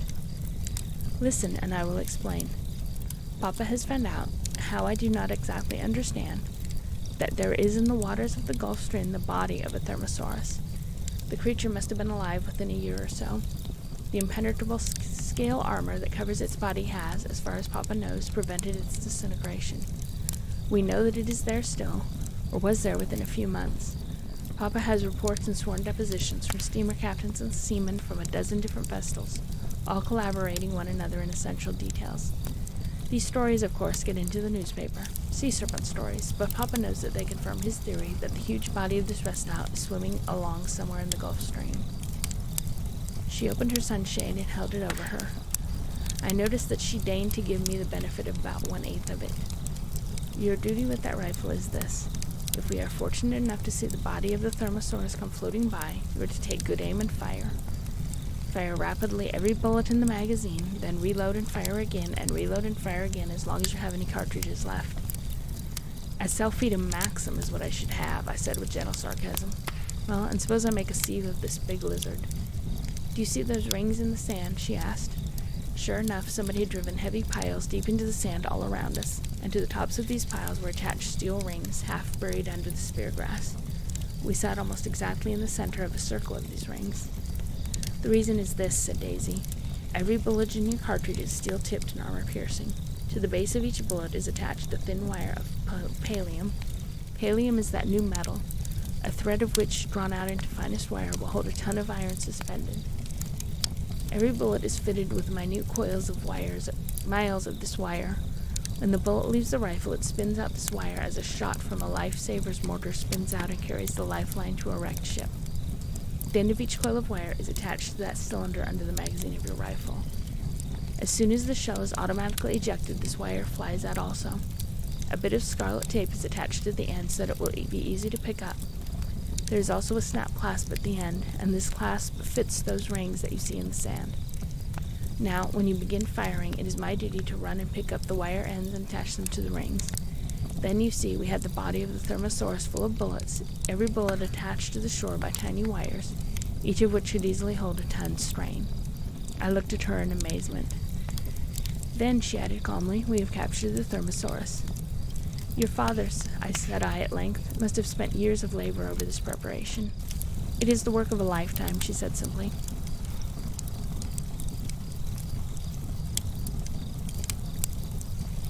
My face, I suppose, showed my misgivings. It must not fail, she added. But we are nowhere near the Gulf Stream, I ventured. Her face brightened, and she frankly held the sunshade over us both. Ah, you don't know, she said, what else Papa has discovered. Would you believe that he has found a loop in the Gulf Stream? A genuine loop that swings in here just outside of the breakers, below. It is true. Everybody on Long Island knows that there is a warm current off the coast, but nobody imagined it was merely a sort of backwater from the Gulf Stream that formed a great circular mill race around the cone of the subterranean volcano, and rejoined the Gulf Stream off Cape Albatross. But it is. That is why Papa bought a yacht 3 years ago and sailed about for 2 years so mysteriously. Oh, I did want to go with him so much. This, said I, is most astonishing. She leaned enthusiastically towards me, her lovely face aglow. Isn't it? She said. And to think that you and Papa and I are the only people in the whole world who know this. To be included in such a trilogy was very delightful. Papa is writing the whole thing. I mean about the currents. He also has in preparation 16 volumes on the Thermosaurus. He said this morning that he was going to ask you to write the story first for some scientific magazine. He is certain that Professor Bruce Stoddard of Columbia will write the pamphlets necessary. This will give Papa time to attend to the 16-volume work, which he expects to finish in 3 years. Let us first, said I, laughing, catch our Thermosaurus. We must not fail, she said wistfully. We shall not fail, I said, for I promise to sit on this sandhill as long as I live until a Thermosaurus appears, if that is your wish, Miss Holroyd. Our eyes met for an instant. She did not chide me either for not looking at the ocean. Her eyes were bluer, anyway. I suppose, she said, bending down her head and absently pouring sand between her fingers. I suppose you think me a blue stocking or something odious. Not exactly, I said. There was an emphasis in my voice that made her color. After a moment, she laid the sunshade down, still open. May I hold it? She asked.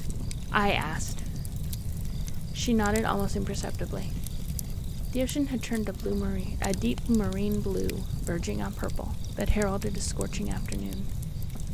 The wind died away, the odor of cedar and sweet bay hung heavy in the air. In the sand at our feet, an iridescent flower beetle crawled, its metallic green and blue wings burning like a spark. Great gnats with filmy, glittering wings danced aimlessly above the young goldenrod.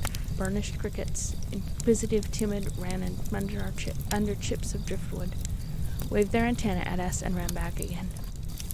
One by one, the marbled tiger beetles tumbled at our feet, dazed from the exertion of an aerial flight, then scrambled and ran a little ways, or darted into the wire grass, where great, brilliant spiders eyed them askance from their gossamer hammocks.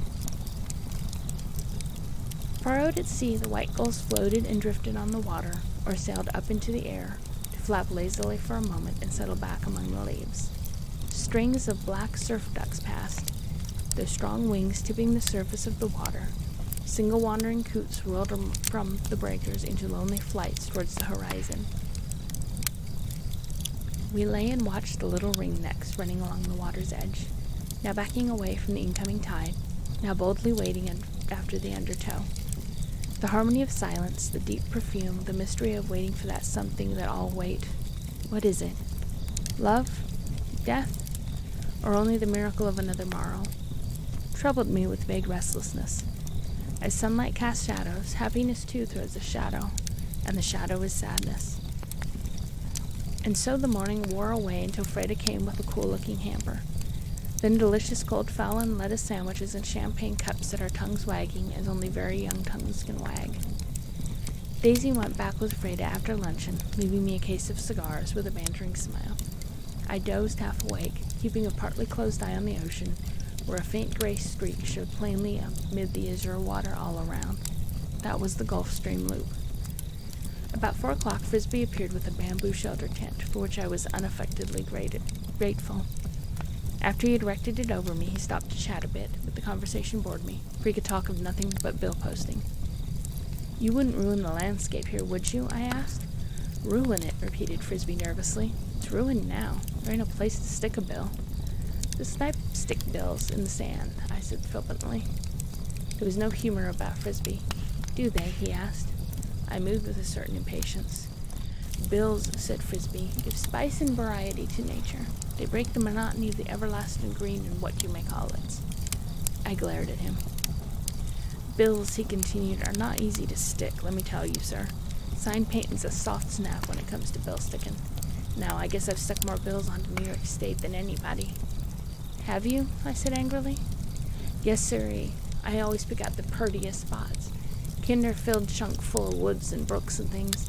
Then I fist my paste pot onto a rock and I slapped that rock with gum and whoop she goes."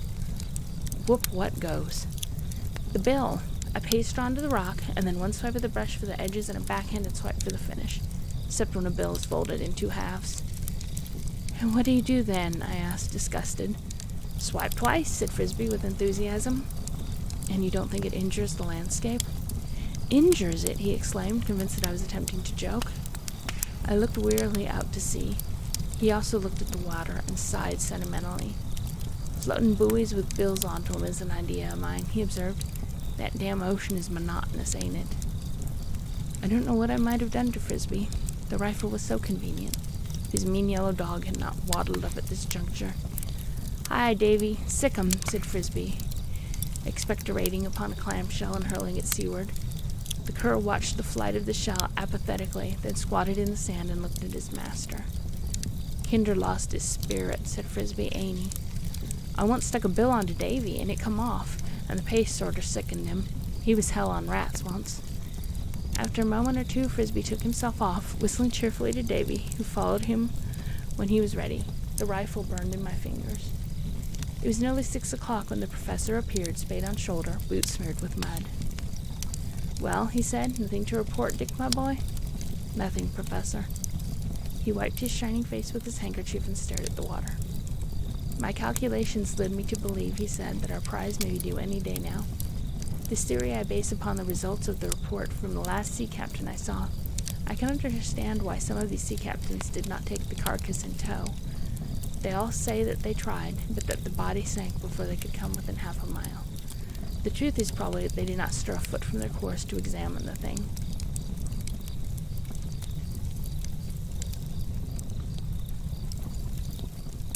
"Have you ever cruised for it?" I ventured. "For 2 years," he said grimly. "It's no use. It's accident when a ship falls in front with it. One captain reports it 1,000 miles from where the last skipper spoke it, and always in the Gulf Stream. They think it is a different specimen every time, and the papers are teeming with sea serpent fol-de-rol." "Are you sure," I asked, "that it will swing into the coast on this Gulf Stream loop?" "I think I may say that it is certain to do so.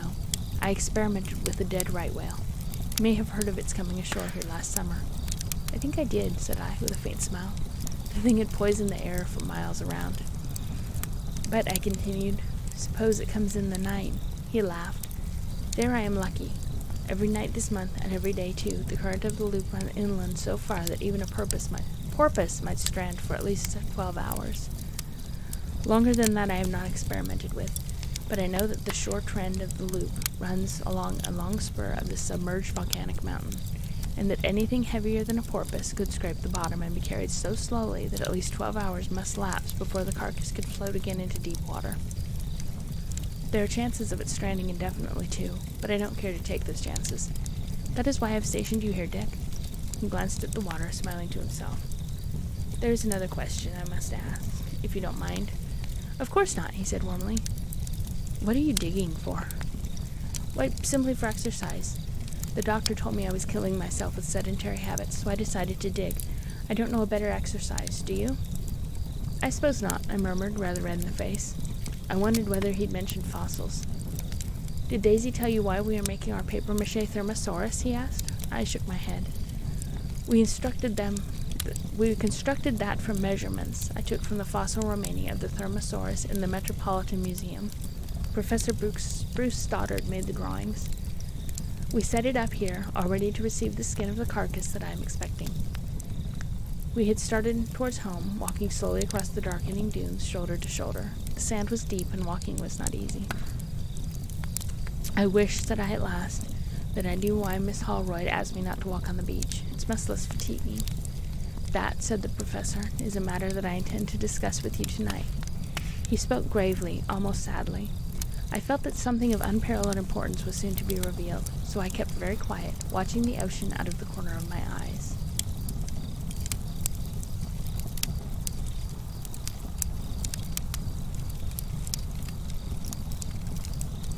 Hey, Drop Bear, how are you? It's good to have you here.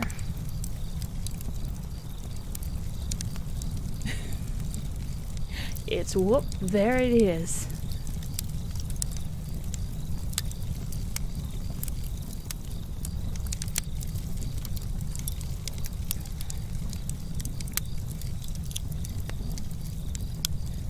Let's see, we are on chapter 20? I thought we were further along than that. I can't count. Oh well. We're on a new chapter. Dinner was ended. Daisy Holroyd lighted her father's pipe for him and insisted on my smoking as much as I pleased. Then she sat down and folded her hands like a good little girl, waiting for her father to make the revelation which I felt in my bones must be something out of the ordinary.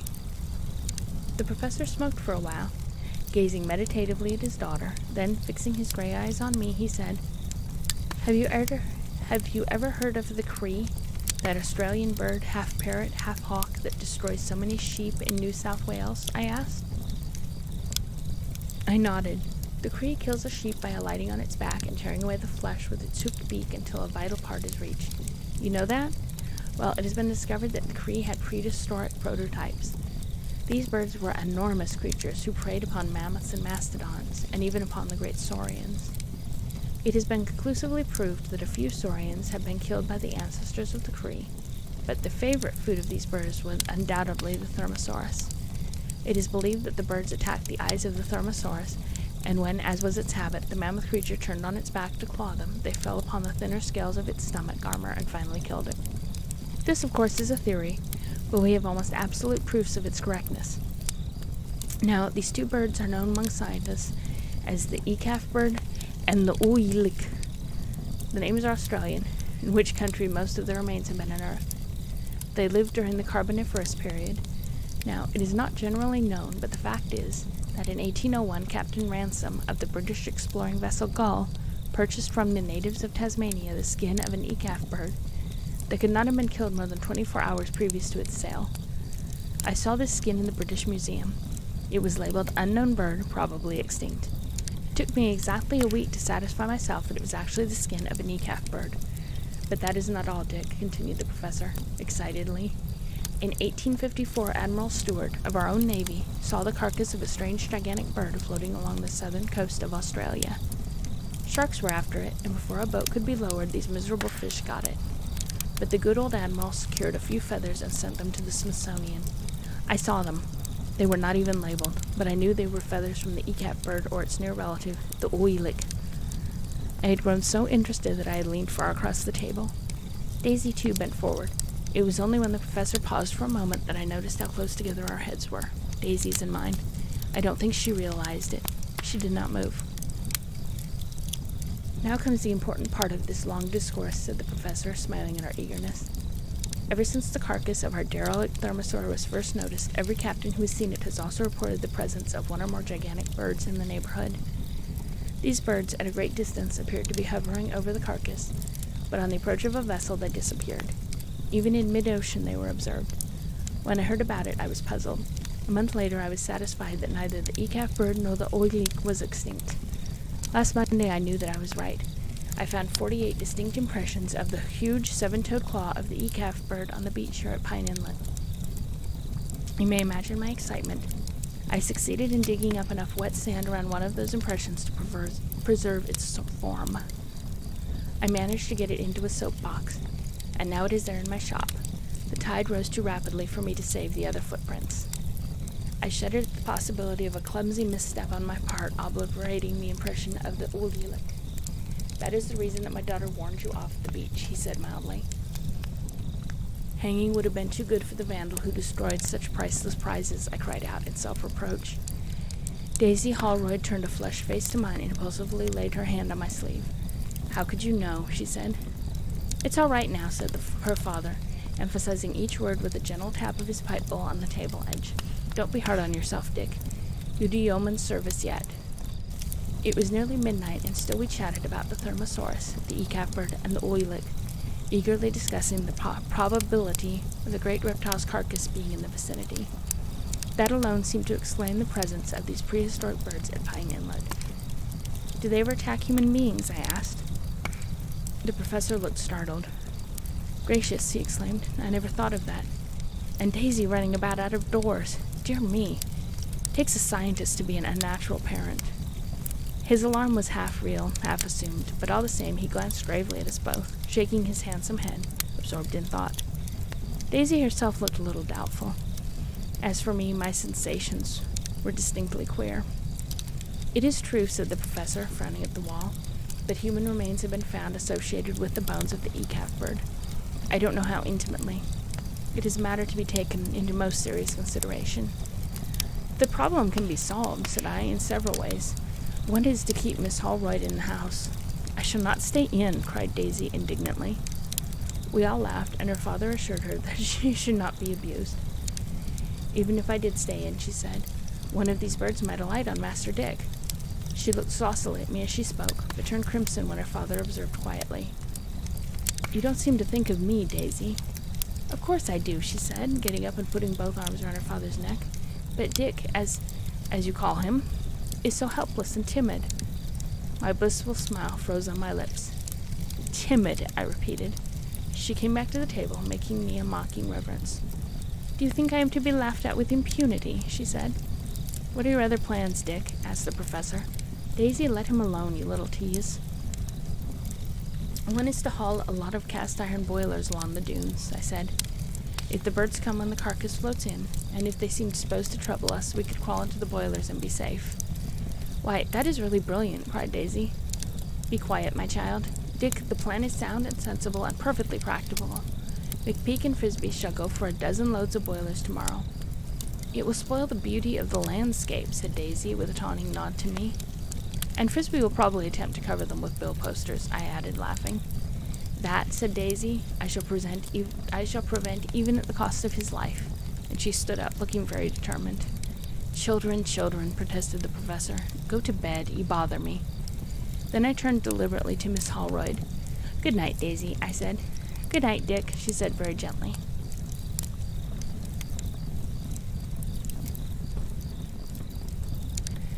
Yes, the story just said there were birds in the Carboniferous.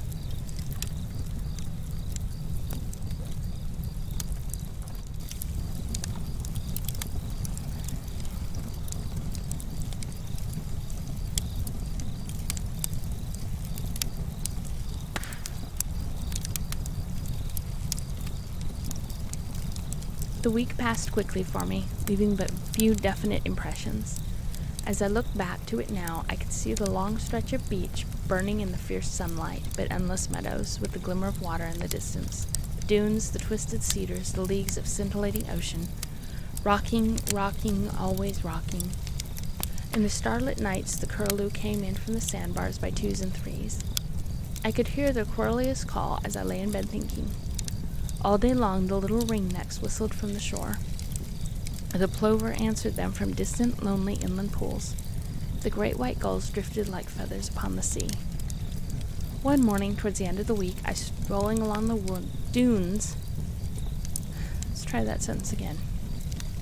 One morning, toward the end of the week, I, strolling along the dunes, came upon Frisbee. He was billposting. I caught him red-handed. "This," I said, "must stop. Do you understand, Mr. Frisbee?" He stepped back from his work, laying his head on one side, considering me first, then the bill that he had pasted on one of our big boilers. "Don't you like the color?" he asked. "Goes well on them black boilers." "Color? No, I don't like the color either. Can't you understand that there are some people in the world who object to seeing patent medicine advertisements scattered over a landscape?" "Hey?" he said, perplexed. "Will you kindly remove that advertisement?" I persisted. "Too late," said Frisbee. "It's sought." I was too disgusted to speak. My disgust turned to anger when I perceived that, as far as the eye could reach, our boilers, lying from 300 to 400 feet apart, were ablaze with yellow and red posters extolling the Eureka Liver Pill Company. "It don't cost 'em nothin'," said Frisbee cheerfully. "I done it for the fun of it. Party, ain't it?" "They're Professor Holroyd's boilers," I said, subduing a desire to beat Frisbee with my telescope. "Wait until Miss Holroyd sees his work." "Doesn't she like yeller and red?" he demanded anxiously. "You'll find out," said I. Frisbee gaped at his handiwork and then at his yellow dog. After a moment, he mechanically spat on a clamshell and requested Davy to sick it. "Can't you comprehend that you've ruined our pleasure in the landscape?" I asked more mildly. "I've got some green bills," said Frisbee. "I can stick 'em over the yeller ones." "Confound it," said I, "it isn't the color." "Then," observed Frisbee, "you don't like them pills. I've got some bills of the Cropper automobile, or a few of Bagley the gent's tailor." "Frisbee," said I, "use them all. Paste the whole collection over your dog and yourself, and then walk off the cliff." He suddenly unfolded a green poster, swabbed the boiler with paste, laid the upper section of the bill upon it, and plated the whole bill down with the back of his brush. As I walked away, I heard him muttering. Next day, Daisy was so horrified that I promised to give Frisbee an ultimatum. I found him with Freda gazing sentimentally at his work, and I sent him back to the shop in a hurry, telling Freda at the same time that she could spend her leisure in providing Mr. Frisbee with sand, soap, and a scrubbing brush. Then I walked on to my post of observation. I watched until sunset. Daisy came with her father to hear my report, but there was nothing to tell, and we three walked slowly back to the house. In the evenings, the professor worked on his volumes, the click of his typewriter sounding faintly behind his closed door. Daisy and I played chess sometimes. Sometimes we played hearts. I don't remember that we ever finished a game of either, and we talked too much. Our discussion covered every topic of interest. We argued upon politics. We skimmed over literature and music. We settled international differences. We spoke vaguely of human brotherhood. I say we slighted no subject of interest. I am wrong. We never spoke of love. Now, love is a matter of interest to 10 people out of 10. Why it was that it did not appear to interest us is as interesting a question as love itself. We were young, alert, enthusiastic, inquiring. We eagerly absorbed theories concerning any curious phenomena in nature, as intellectual cocktails to stimulate discussion. And yet we did not discuss love. I do not say that we avoided it. No, the subject was too completely ignored for even that. And yet we found it very difficult to pass an hour separated. The professor noticed this and laughed at us. We were not even embarrassed. Sunday passed in pious contemplation of the ocean. Daisy read a little in her prayer book, and the professor threw a cloth over his typewriter and strolled up and down the sands. He may have been lost in devout abstraction.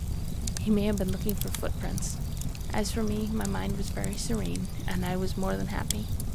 Daisy read to me a little for my soul's sake, and the professor came up and said something cheerful.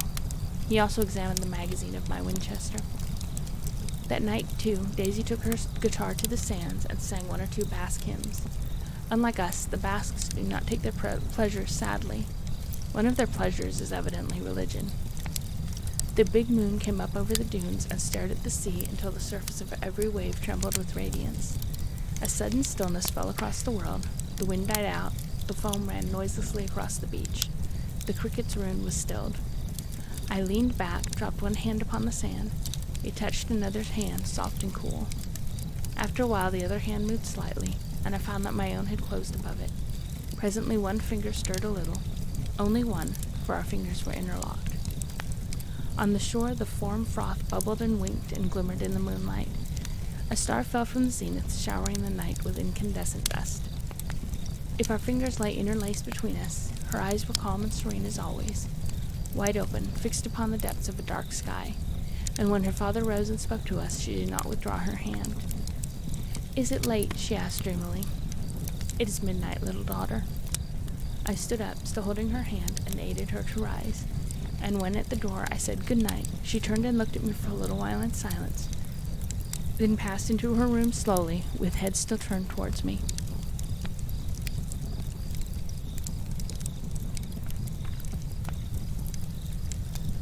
All night long I dreamed of her, and when the east whitened, I sprang up, the thunder of the ocean in my ears, the strong sea wind blowing into the open window. She's asleep, I thought, and I leaned from the window and peered out into the east. The sea called to me, tossing its thousand arms. The soaring gulls, dipping, rising, wheeling above the sandbar, screamed and clamored for a playmate. I slipped into my bathing suit, dropped from the window upon the soft sand, and in a moment had plunged head foremost into the surf, swimming beneath the waves towards the open sea.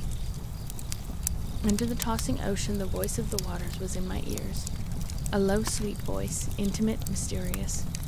Through singing foam and broad, green, glassy depths, by whispering sandy channels, a trail was seaweed, and on, out into the vague, cool sea, I sped, rising to the top, sinking, gliding. Then at last I flung myself out of water, hands raised, and the clamor of the gulls filled my ears. As I lay, breathing fast, drifting on the sea, far out beyond the gulls I saw a flash of white, and an arm was lifted, signaling me. "Daisy!" I called. A clear hail came across the water, distinct on the sea wind, and at the same instant we raised our hands and moved towards each other. How we laughed as we bent in the sea. The white dawn came up out of the depths, the zenith turned to rose and ashes, and with the dawn came the wind, a great sea wind, fresh, aromatic, that hurled our voices back into our throats and lifted the sheeted spray above our heads. Every wave, crowned with mist, caught us in a cool embrace, cradled us, and slipped away, only to leave us to another wave, higher, stronger, crested with opalescent glory, breathing incense. We turned together up the coast, swimming lightly side by side, but our words were caught up by the winds and whirled into the sky. We looked up at the driving clouds. We looked out upon the pallid waste of waters, but it was into each other's eyes we looked, wondering, wistful, questioning the reason of sky and sea. And there in each other's eyes we read the mystery, and we knew that earth and sky and sea were created for us alone. Drifting on by distant sands and dunes, our white fingers touching mine, we spoke, keying our tones to the wind's vast harmony, and we spoke of love. Gray and wide as the limitless span of the sky and the sea, the winds gathered from the world's end to bear us on, but they were not familiar winds, for now, along the coast, the breakers curled and showed a million fangs, and the ocean stirred to its depths, uneasy, ominous, and the menace of its murmur drew us closer as we moved. Where the pale thunder and the tossing spray warned us from sunken reefs, we heard the harsh challenges of gulls. Where the pallid surf twisted in yellow coils of spume above the bar, the singing sands murmured of treachery and secrets of lost souls agasp in the throes of silent undertows. But there was a little stretch of beach glimmering through the mountains of water, and towards this we turned, side by side. Around us the water grew warmer, the breath of the following waves moistened our cheeks. The water itself grew gray and strange about us. "We have come too far," I said, but she only answered, "Faster, faster, I am afraid." The water was almost hot now, its aromatic odor filled our lungs. "The Gulf Loop," I muttered. "Daisy, shall I help you?" "No, swim close by me." "Oh, Dick." Her startled cry was echoed by another, a shrill scream, unutterably horrible, and a great bird flapped from the beach, splashing and beating its pinions across the water with a thunderous noise. Out across the waves it blundered, rising little by little from the water, and now to my horror I saw another monstrous bird swinging in the air above us, squealing as it turned on its vast wings. Before I could speak, we touched the beach, and I half lifted her to the shore. Quick, quick, I repeated, "we must not wait." Her eyes were dark with fear, but she rested a hand on my shoulder, and we crept among the dune grasses and sank down by the point of sand where the rough shelter stood, surrounded by the iron-ringed piles. She lay there, breathing fast and deep, dripping with spray. I had no power of speech left, but when I rose wearily to my knees and looked out upon the water, my blood ran cold. Above the ocean, on the breast of the roaring wind, 3 enormous birds sailed, churning and wheeling among one another, and below, drifting with the gray stream of the Gulf Loop, a colossal bulk lay half submerged, a gigantic lizard floating belly upward. Then Daisy crept kneeling to my side and touched me, trembling from head to foot. "I know," I muttered. "I must run back for the rifle." And leave me?" I took her by the hand, and we dragged ourselves through the wire grass to the open end of a boiler lying in the sand. She crept in on her hands and knees and called for me to follow. "You are safe now," I cried. "I must go back for the rifle. The birds may attack you. If they do, I can get into one of the other boilers," I said. "Daisy, you must not venture out until I come back. You won't, will you?" "No," she whispered doubtfully. "Then, goodbye." "Goodbye," she answered, but her voice was very small and still. "Goodbye," I said again. I was kneeling at the mouth of the big iron tunnel. It was dark inside, and I could not see her, but before I was conscious of it, her arms were around my neck and we had kissed each other. I don't remember how I went away, but when I came to my proper senses, I was swimming along the coast at full speed. Over my head wheeled one of the birds, screaming at every turn. The intoxication of that innocent embrace, the close embrace of her of her arms around my neck, gave me a strength and recklessness that neither fear nor fatigue could subdue. The bird above me did not even frighten me. I watched it over my shoulder, swimming strongly, with the tide now aiding me, now stemming my course. But I saw the shore passing quickly, and my strength increased, and I shouted when I came in sight of the house, and scrambled up on the sand, dripping and excited. There was nobody in sight, and I gave a last glance up into the air where the bird wheeled, still screeching. I hastened into the house. Frida stared at me in amazement as I seized the rifle and shouted for the professor. "He's just gone to town with Captain McPeak in his wagon," stammered Frida. "What?" I cried. "Does he know where his daughter is? Miss Holroyd is asleep." "Not?" gasped Frida. "Where's Frisbee?" I cried impatiently. "Jimmy?" quavered Frida. "Yes, Jimmy. Isn't there anybody here? Good heavens, where's that man in the shop?" "He also is gone," said Frida, shedding tears, "to buy papier-mâché. Jimmy, he is gone to post bills." I waited to hear no more, but swung my rifle over my shoulder, and hanging the cartridge belt across my chest, hurried out and up the beach. The bird was not in sight. I had been running for perhaps a minute when, far up the dunes, I saw a yellow dog rush madly through a clump of sweet bay, and at the same moment a bird soared past, rose, and hung hovering just above the thicket. Suddenly the bird swooped. There was a shriek and a yelp from the cur, but the bird gripped it in one claw and beat its wings upon the sand, striving to rise. Then I saw Frisbee, paste bucket and brush raised, fall upon the bird, yelling lustily. The fierce creature relaxed its talons, and the dog rushed on, squeaking with terror. The bird turned on Frisbee and sent him sprawling on his face, a sticky mass of paste and sand. But this did not end the struggle. The bird, croaking horridly, flew at the prostrate bill-poster, and the sand whirled into a pillar above its terrible wings. Scarcely knowing what I was about, I raised my rifle and fired twice.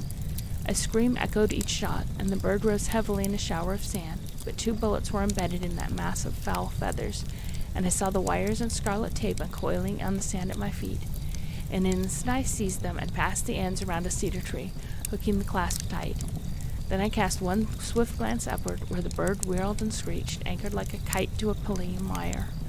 And I hurried on across the dunes, the shells cutting my feet and the bushes tearing my wet swimming suit until I dripped with blood from shoulder to ankle. Out in the ocean, the carcass of the thermosaur floated, claws outspread, belly glistening in the gray light, and over him circled 2 birds. As I reached the shelter, I knelt and I fired into the massive scales, and at my first shot a horrible thing occurred. A lizard-like head writhed, the slitted yellow eyes sliding open from the film that covered them. A shudder passed across the undulating body, the great scaled belly heaved, and one leg feebly clawed at the air. The thing was still alive.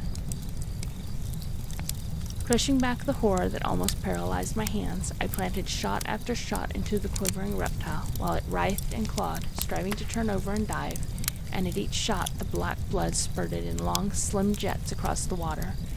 And now Daisy was at my side, pale and determined, swiftly clasping each tape-marked wire to the iron ring in the circle around us. Twice I filled the magazine from my belt, and twice I poured streams of steel-tipped bullets into the scaled mass, twisting and shuddering on the sea. Suddenly, the birds steered towards us. I felt the wind from their vast wings. I saw the feathers erect, vibrating. I saw the spread claws outstretched, and I struck furiously at them, crying to Daisy to run into the iron shelter. Backing, swinging my clubbed rifle, I retreated, but I tripped across one of the taut pallium wires, and in an instant the hideous birds were on me, and the bone of my forearm snapped like a pipe stem at a blow from their wings. Twice I struggled to my knees, blinded with blood, confused, almost fainting. Then I fell again, rolling into the mouth of an iron boiler.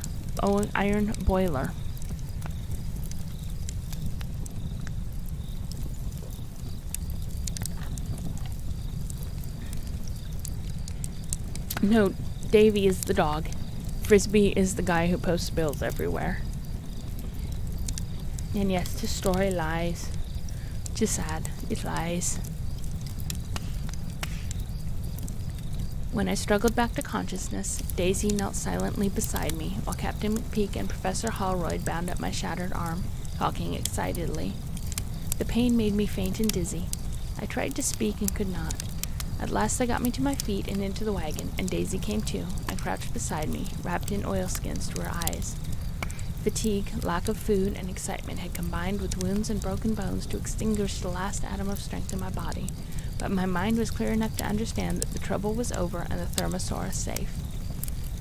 I heard McPeak say that one of the birds that I had anchored to a cedar tree had torn loose from the bullets and had winged its way heavily out to sea. The professor answered, yes, the ecaf bird. The others were old yaks. I'd have given my right arm to have secured them. Then for a time I heard no more, but the jolting of the wagon over the dune roused me to keenest pain, and I held out my right hand to Daisy. She clasped in both of hers and kissed it again and again. There is little more to add, I think. Professor Bruce Stoddard's scientific pamphlet will be published soon, to be followed by Professor Holroyd's 16 volumes. In a few days, the stuffed and mounted Thermosaurus will be placed on free public exhibition in the arena of Madison Square Garden, the only building in the city large enough to contain the body of this immense winged reptile.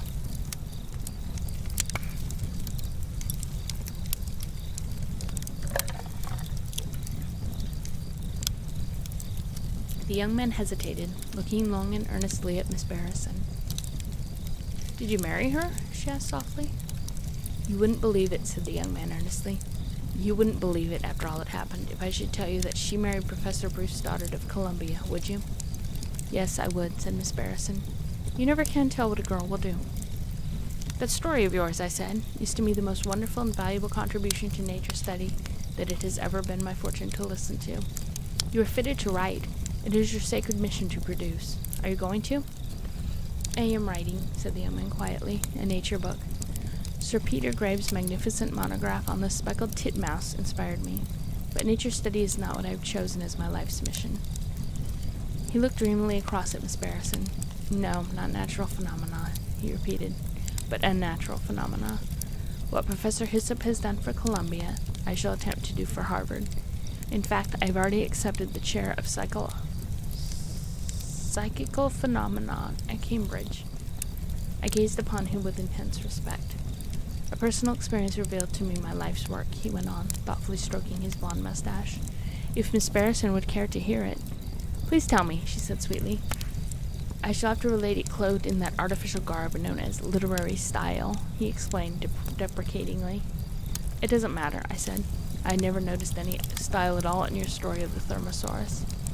He smiled gratefully, and passing his hand over his face, a faraway expression came into his eyes, and he slowly began hesitating as though talking to himself.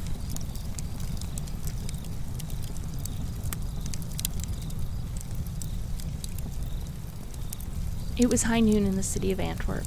From slender steeples floated the mellow music of the Flemish bells, and in the spire of the great cathedral across the square the cracked chimes clashed discords until my ears ached. When the fiend in the cathedral had jerked the last tuneless clang from the chimes, I removed my fingers from my ears and sat down at one of the iron tables in the court. A waiter, with his face shaved blue, brought me a bottle of Rhine wine, a tumbler of cracked ice, and a siphon. "Does monsieur desire anything else?" he inquired. "Yes, the head of the cathedral bell-ringer. Bring it with vinegar and potatoes," I said bitterly. Then I began to ponder on my great-aunt and the crimson diamond. The white walls of the Hôtel Saint-Antoine rose in a rectangle around the sunny court, casting long shadows across the basin of the fountain. The strip of blue overhead was cloudless. Sparrows twittering under the eaves, the yellow awnings fluttered. The flowers swayed in the summer breeze, and the jet of the fountain splashed among the water plants. On the sunny side of the piazza, the tables were vacant. On the shady side, I was lazily aware that the tables behind me were occupied, but I was indifferent as to their occupants, partly because I shunned all tourists, partly because I was thinking of my great-aunt. Most old ladies are eccentric, but there is a limit, and my great-aunt had overstepped it. I had believed her to be wealthy. She had died bankrupt. Still, I knew there was one thing she did possess, and that was the famous crimson diamond. Now, of course, you know who my great-aunt was. Excepting the Koh-i-Noir and the Regent, this enormous and unique stone was, as everybody knows, the most valuable gem in existence. Any ordinary person would have placed that diamond in a safe deposit. My great-aunt did nothing of the kind. She kept it in a small velvet bag which she carried around her neck. She never took it off, but wore it danglingly openly on her heavy silk gown. In this same bag she also carried dried catnip leaves, of which she was inordinately fond. Nobody but myself, her only living relative, knew that the crimson diamond lay among the sprigs of catnip in the little velvet bag. "Harold," she would say, "do you think I'm a fool? If I place the crimson diamond in any safe deposit vault in New York, somebody will steal it sooner or later." Then she would nibble a sprig of catnip and peer cunningly at me. I loathed the odor of catnip, and she knew it. I also loathed cats. This also she knew, and of course surrounded herself with a dozen. Poor old lady. One day she was found dead in her bed in her apartment at the Waldorf. The doctor said she died from natural causes. The only other occupant of her sleeping room was a cat. The cat fled when we broke open the door, and I heard that she was received and cherished by some eccentric people in a neighboring apartment. Now, although my great-aunt's death was due to purely natural causes, there was one very startling and disagreeable feature of the case. The velvet bag containing the crimson diamond had disappeared. Every inch of the apartment was searched, the floors torn up, the walls dismantled, but the crimson diamond had vanished. Chief of Police Conlon detailed 4 of his finest men on the case, and as I had nothing better to do, I enrolled myself as a volunteer. I also offered $25,000 reward for the recovery of the gem. All New York was agog. The case seemed hopeless enough, although there were 5 of us after the thief. McFarlane was in London, and had been for a month, but Scotland Yard could give him no help, and the last I heard of him he was roaming through Surrey after a man with a white spot in his hair. Harrison had gone to Paris. He kept writing me that clues were plenty and the scent hot, but as Dennett in Berlin and Clancy in Vienna wrote me the same thing, I began to doubt these gentlemen's ability.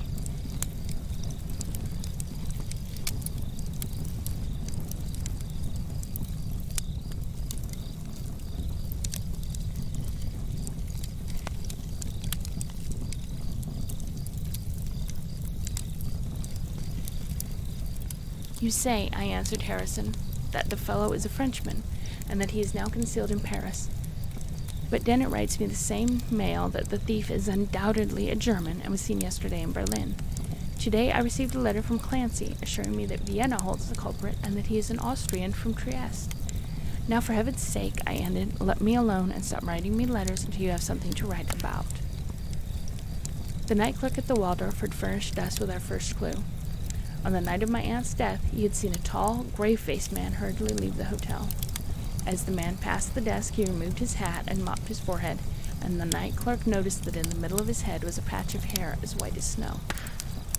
We worked this clue for all it was worth, until a month later I received a cable dispatched from Paris, saying that a man answering to the description of the Waldorf suspect had offered an enormous crimson diamond for sale to a jeweler in the Palais Royal.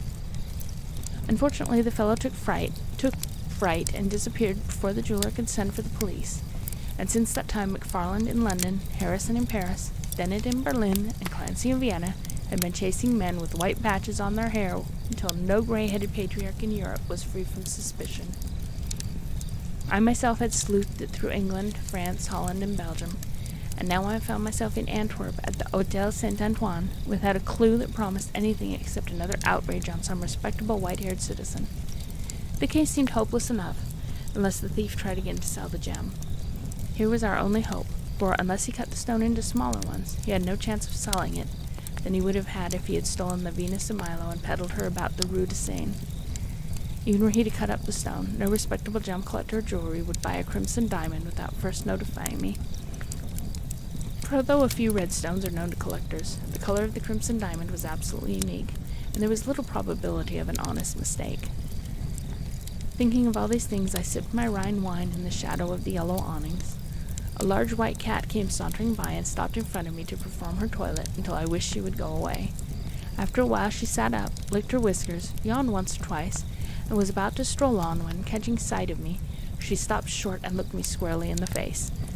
I returned the attention with a scowl, because I wished to discourage any advances towards social intercourse which she might contemplate, but after a while her steady gaze disconcerted me, and I returned to my Rhine wine. A few minutes later I looked up again. The cat was still eyeing me. "What the devil is the matter with this animal?" I muttered. "Does she recognize in me a relative?" "Perhaps," observed a man at the next table. "What do you mean by that?" I demanded. "What I say," said the man at the next table. I looked him full in the face. He was old and bald and appeared weak-minded. His age protected his impudence. I turned my back on him. Then my eyes fell on the cat again. She was still gazing earnestly at me. Disgusting that she should take such pointed public notice of me. I wondered whether other people saw it. I wondered whether there was anything peculiar in my own personal appearance. How hard the creature stared. It was most embarrassing. What has got into that cat? I thought. It's sheer impudence. It's an intrusion, and I won't stand it. The cat did not move. I tried to stare her out of countenance. It was useless. There was an aggressive inquiry in her yellow eyes. A sensation of uneasiness began to steal over me. A sensation of embarrassment not unmixed with awe. All cats looked alike to me, and yet there was something about this one that bothered me. Something that I could not explain to myself, but which began to occupy me. She looked familiar, this Antwerp cat. An odd sense of having seen her before, of having been well acquainted with her in former years, slowly settled in my mind, and, although I could never remember the time when I had not detested cats, I was almost convinced that my relations with this Antwerp tabby had once been intimate, if not cordial. I looked more closely at the animal. Then an idea struck me, an idea which persisted and took definite shape in spite of me. I strove to escape from it, to evade it, to stifle and smother it. An inward struggle ensued, which brought the perspiration in beads upon my cheeks. A struggle short, hard, decisive. It was useless to try and put it from me. This idea so wretchedly bizarre, so grotesque and fantastic, so utterly inane. It was useless to deny that the cat bore a distinct resemblance to my great aunt. I gazed at her in horror. What enormous eyes the creature had. "Blood is thicker than water," said the man at the next table. "What does he mean by that?" I muttered angrily, swallowing a tumbler of Rhine wine and seltzer. But I did not turn. What was the use? "Chattering old imbecile," I added to myself, and I struck a match, for my cigar was out. But as I raised the match to relight it, I encountered the cat's eyes again. I could not enjoy my cigar with the animal staring at me, but I was justly indignant, and I did not intend to be routed. The idea, forced to leave for a cat, I sneered. "We'll see who will be the one to go." I tried to give her a jet of seltzer from the siphon, but the bottle was too nearly empty to carry far. Then I attempted to lure her nearer, calling her in French, German, and English, but she did not stir. I did not know the Flemish for cat. She's got a name and won't come, I thought. Now, what under the sun can I call her? "Auntie," suggested the man at the next table. I sat perfectly still. That might have answered my thoughts, for I had not spoken aloud. Of course not. It was a coincidence, but a very disgusting one. "Auntie," I repeated mechanically. "Auntie, auntie." Good gracious, how horribly human that cat looks. Then somehow or other, Shakespeare's words crept into my head, and I found myself repeating, "The soul of my grandam might happily inhabit a bird." The soul of nonsense, I growled. Isn't printed correctly. One might possibly say, speaking in poetical metaphor, that the soul of a bird might haply inhabit one's grandam. I stopped short, flushing painfully. What awful rot, I murmured, and lighted another cigar. The cat was still staring. The cigar went out. I grew more and more nervous. What rot, I repeated. Pythagoras must have been an ass, but I didn't believe there are plenty of asses alive today who swallow that sort of thing. Who knows, sighed the man at the next table. And I sprang to my feet and wheeled about, but I only caught a glimpse of a pair of frayed coattails and a bald head vanishing into the dining room. I sat down again, thoroughly indignant. A moment later the cat got up and went away. Daylight was fading in the city of Antwerp. Down into the sea sank the sun, tinting the vast horizons with flakes of crimson, and touching with rich deep undertones the tossing waters of the Scheldt.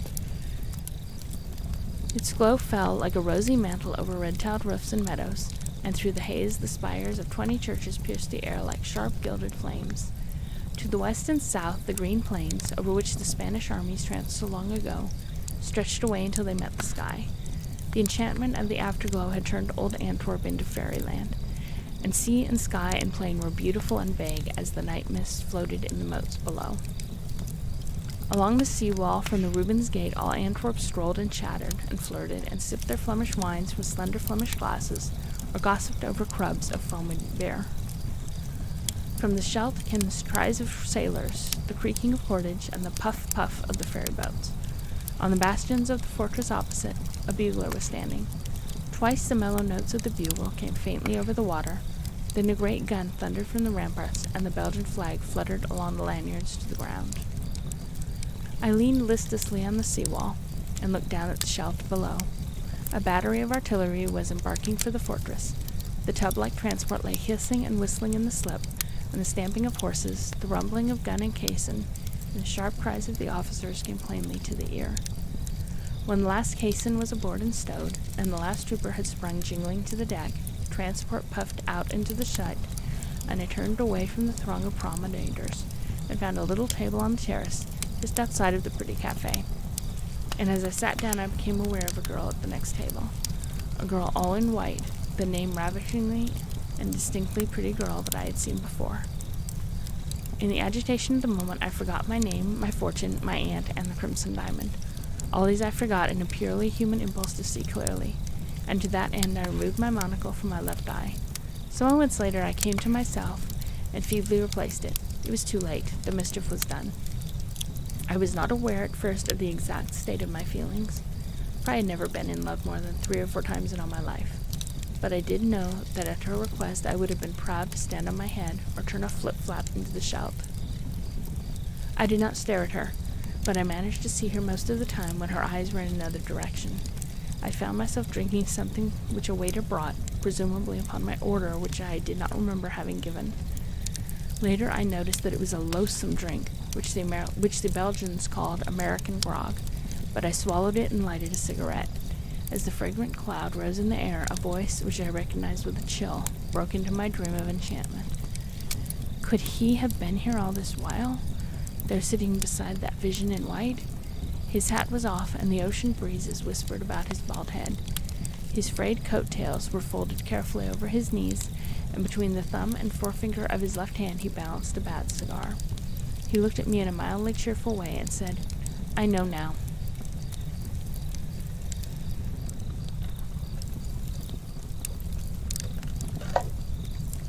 "Know what?" I asked, thinking it better to humor him, for I was convinced that he was mad.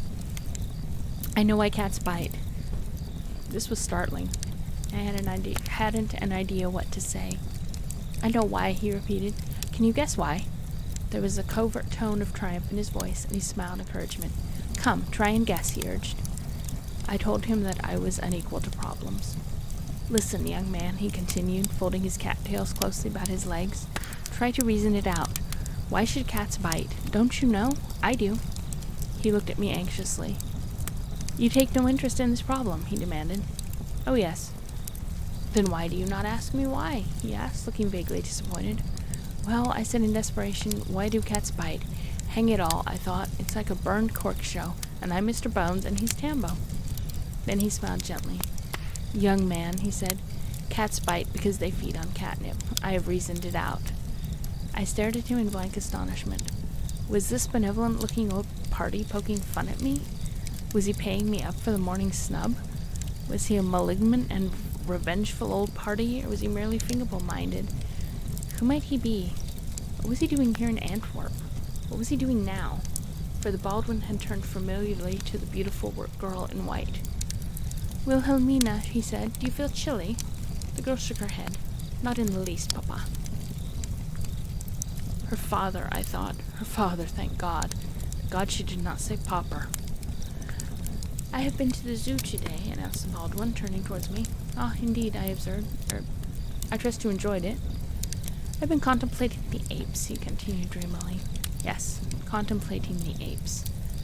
I tried to look interested. "Yes, the apes," he murmured, fixing his mild eyes on me. Then he leaned towards me confidentially and whispered, "Can you tell me what a monkey thinks?" "I cannot," I replied sharply. "Ah," he sighed, sinking back in his chair and patting the slender hand of the girl beside him. "Ah, who can tell what a monkey thinks?" His gentle face lulled my suspicion, and I replied very gravely, "Who can tell whether they think at all?" True. Who can tell whether they think at all? And if they do think, who can tell what they think?" "But," I began, "if you can't tell whether they think at all, what's the use of trying to conjecture what they would think if they did think?" He raised his hand in deprecation. It is exactly that which is of such absorbing interest. Exactly that. It is the obtrusiveness of the proposition which stimulates research, which stirs profoundly the brain of the thinking world. The question is of vital and instant importance. Possibly you've already formed an opinion. I admitted that I had thought but little on the subject. "I doubt," he continued, swathing his knees in his coattails, "I doubt whether you've given much attention to the subject lately discussed in the Boston Dodo Society of Pythagorean Research." "I'm not sure," I said politely, "that I recall that particular discussion. May I ask what was the question brought up?" "The Felis Domestica question." "Ah, that must indeed be interesting. And, what may the Felis Domestica, not dodo, Felis Domestica, the common or garden cat?" "Indeed," I murmured. "We're not listening," he said. I only half heard him. I could not turn my eyes from his daughter's face. "Cat!" shouted the Baldwin, and I almost leaped from my chair. "Are you deaf?" he inquired sympathetically. "No. Oh, no," I replied, coloring with confusion. You were speaking of the dodo. Extraordinary bird, that. I was not discussing the dodo," he sighed. "I was speaking of cats." "Of course," I said. "The question is," he continued, twisting his frayed coattails into a sort of rope, "the question is, how are we to ameliorate the present condition and societal status of our domestic cats?" "Feed 'em," I suggested. He raised both hands. They were eloquent with patient expostulation. "I mean their spiritual condition," he said. I nodded, but my eyes reverted to that exquisite face. She sat silent, her eyes fixed on the waning flecks of color in the western sky. "Yes," repeated the Baldwin, "the spiritual welfare of our domestic cats." "Tums and tabbies?" I murmured. "Exactly," he said, tying a large knot in his coattails. "You will ruin your coat," I observed. "Papa," explained the girl, turning in dismay as that gentleman gave a guilty start. "Stop it at once." He smiled apologetically and made a feeble attempt to conceal his coattails. "My dear," he said with gentle deprecation, "I'm so absent-minded. I always do it in the heat of argument." The girl rose and, bending over her untidy parent, deftly untied the knot in his flapping coat. When he was disentangled, she sat down and said with the ghost of a smile, "He's so very absent-minded." "Your father is evidently a great student," I ventured pleasantly. How I pitied her, tied to this old lunatic. "Yes, he is a great student," she said quietly. "I am," he murmured. "That's what makes me so absent-minded. I often go to bed and forget to sleep." Then, looking at me, he asked me my name, and adding with a bow that his name was P. Royal Wraith, professor at the Pythagorean Research and Abstruse Paradox. "My first name is Penny, named after Professor Penny of Harvard," he said, "but I seldom use my first name in connection with my second, as the combination suggests a household remedy of penetrating odor." "My name is Kensett," I said, "Harold Kensett of New York." A little. Student of diamonds? I smiled. Oh, I see you know who my great-aunt was, I said. I know her, he said. Ah, perhaps you are unaware that my great-aunt is not now living. I know her, he repeated obstinately. I bowed. What a crank he was. What do you study? You don't fiddle away all your time, do you? He asked. Now, that was just what I did, but I was not pleased to have Miss Wythe know it. Although my time was chiefly spent in killing time, I had once, in a fit of energy, succeeded in writing some verses to a tomtit, so I evaded a humiliating confession by saying that I had done a little work in ornithology. Good, cried the professor, beaming all again. I knew you were a fellow scientist. Possibly you are a brother member of the Boston Dodo Society of the Pythagorean Research. Are you a dodo? I shook my head. No, I am not a dodo. Only a jay? A what? I said angrily. A jay. We call the members of the Junior Ornithological Jay Society of New York jays, just as we refer to ourselves as dodos. Are you not even a jay? I am not, I said, watching him suspiciously. I must convert you, I see, said the professor, smiling. I'm afraid I do not approve of Pythagorean research, I began, but the beautiful Miss Wythe turned to me very seriously and looked me frankly in the eye, said, I trust you will be open to conviction. Good Lord, I thought, can she be another lunatic? I looked at her steadily. What a little beauty she was. She also, then, belonged to the Pythagoreans, a sect I despised. Everybody knows all about the Pythagorean craze, its rise in Boston, its rapid spread, and its subsequent consolidation with mental and Christian science. Theosophy, hypnotism, the Salvation Army, the Shakers, the Dunkards, and the mind cure cult, upon a business basis. I had hitherto regarded all Pythagoreans with the same scornful indifference which I accorded to the faith curists.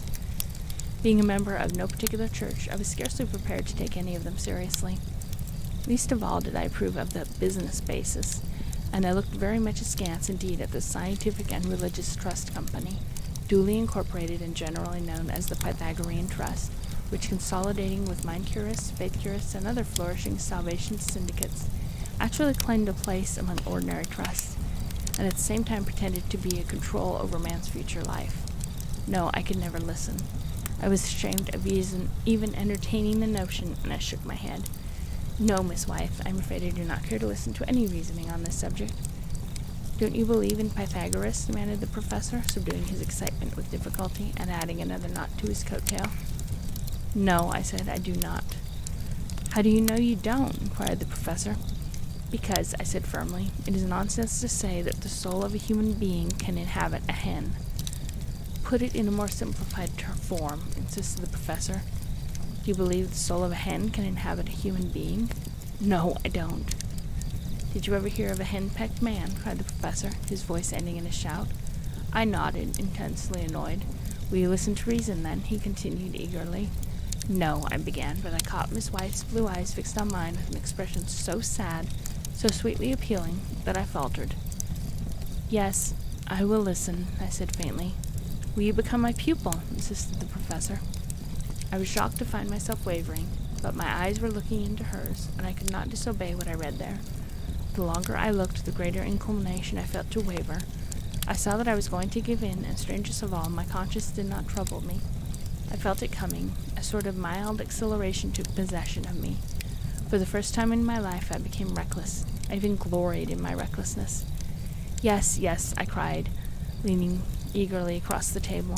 I shall be glad, delighted. Will you take me as your pupil? My single eyeglass fell from its position unheeded. Take me! Oh, will you take me? I cried. Instead of answering, the professor blinked rapidly at me for a moment. I imagined his eyes had grown bigger and were assuming a greenish tinge. The corners of his mouth began to quiver, emitting queer, caressing little noises, and he rapidly added knot after knot to his twitching coattails. Suddenly he bent forward across the table until his nose almost touched mine. The pupil of his eyes expanded to the iris, assuming a beautiful, changing, golden-green tinge, and his coattails twitched violently. Then he began to mew. I strove to rouse myself from my paralysis. I tried to shrink back, for I felt the end of his cold nose touch mine. I could not move. The cry of terror died in my straining throat. My hands tightened convulsively. I was incapable of speech or motion. At the same time, my brain became wonderfully clear. I began to remember everything that had ever happened to me. everything that I had ever done or said. I even remembered things that I had neither done nor said. I recalled distinctly much that had never happened. How fresh and strong my memory! The past was like a mirror, crystal clear, and there, in glorious tints and hues, the scenes of my childhood grew and glowed and faded, and gave place to newer and more splendid scenes.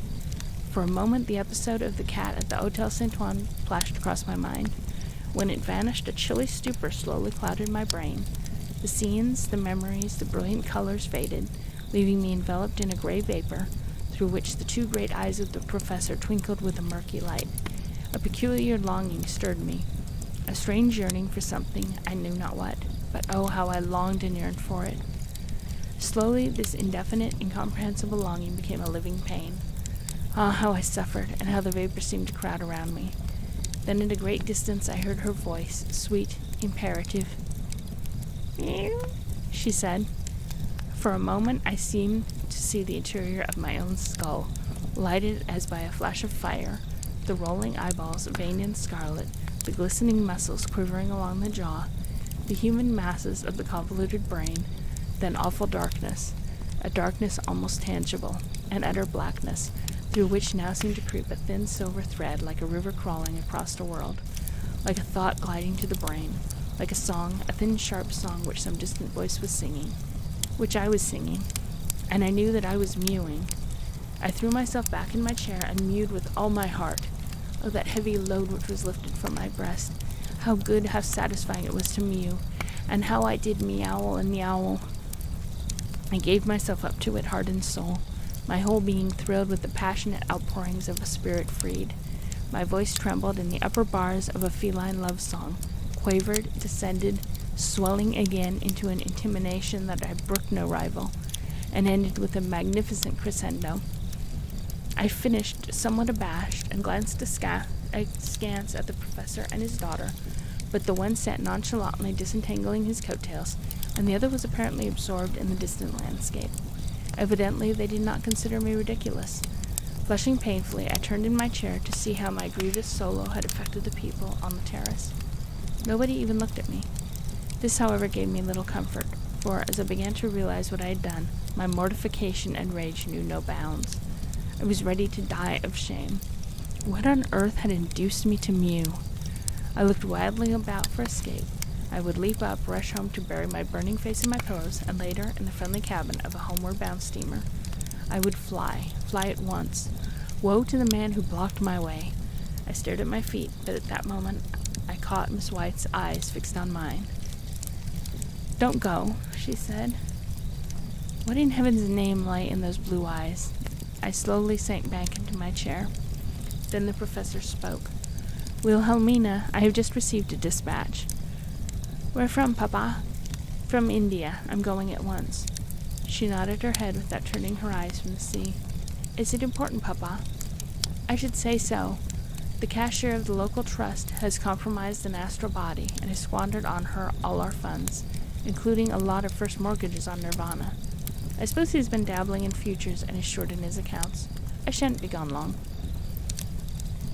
"Then good night, Papa," she said, kissing him. "Try to be back by 11. I sat stupidly staring at them. "Oh, it's only to Bombay. I shan't go to Tibet tonight." "Good night, my dear," said the professor. Then a singular thing occurred. The professor had at last succeeded in disentangling his coattails, and now jamming his hat over his head and waving his arms with a bat-like motion, he climbed upon the seat of his chair and ejaculated the word "presto." Then I found my voice. "Stop him!" I cried in terror.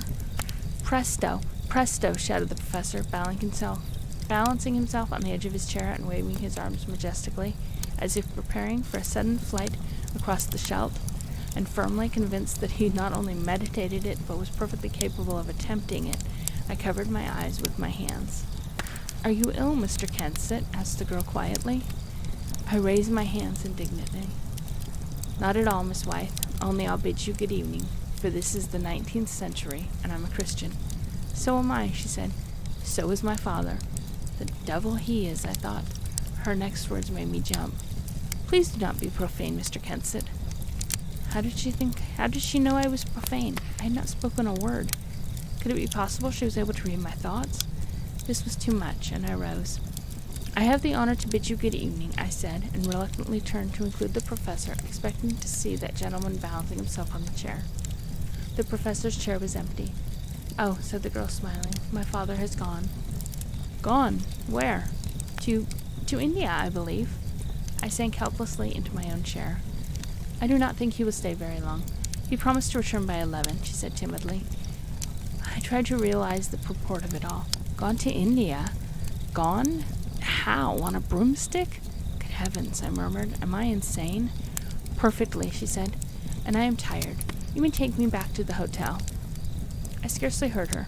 I was feebly attempting to gather up my numbed wits.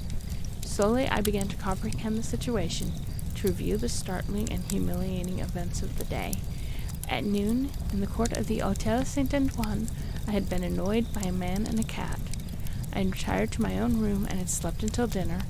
In the evening I met two tourists on the seawall promenade.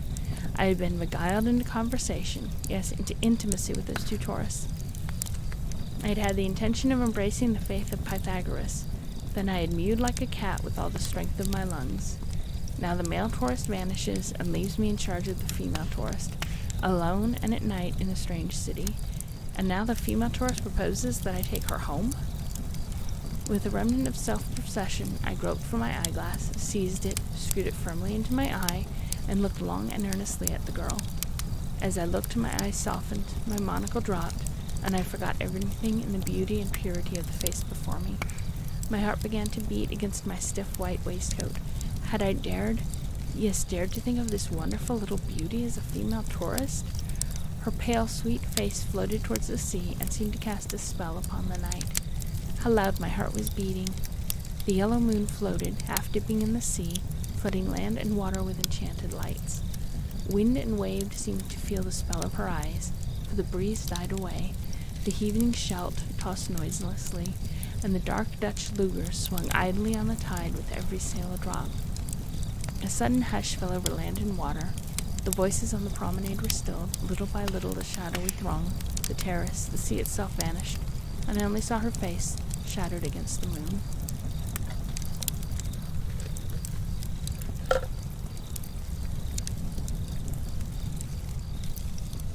It seemed as if I had drifted miles above the earth, through all space and eternity, and there was naught between me and high heaven but that white face. Ah, how I loved her! I knew it. I never doubted it. Could years of passionate adoration touch her heart, her little heart now beating so calmly with no thought of love to startle it from its quiet and send it fluttering against the gentle breast? In her lap, her clasped hands tightened. Her eyelids drooped as though some pleasant thought was passing. I saw the color dye her temples. I saw the blue eyes turn, half frightened, to my own. I saw, and I knew she had read my thoughts. Then we both rose, side by side, and she was weeping softly, yet for my life I dared not speak. She turned away, touching her eyes with a bit of lace, and I sprang to her side and offered my arm. You cannot go back alone, I said. She did not take my arm. Do you hate me, Miss Wythe? I am very tired, she said. I must go home. You cannot go alone. I do not care to accept your escort. Then you send me away? No, she said in a hard voice. You can come if you like. So I humbly attended her to the Hôtel Saint-Antoine.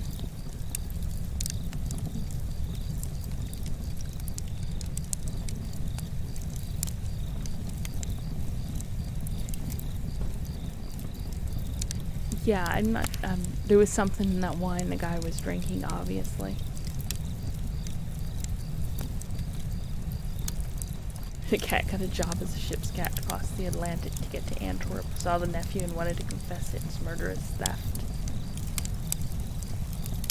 Yeah, this story confuses me because it starts out about, halfway scientific, and then now we've suddenly got cats.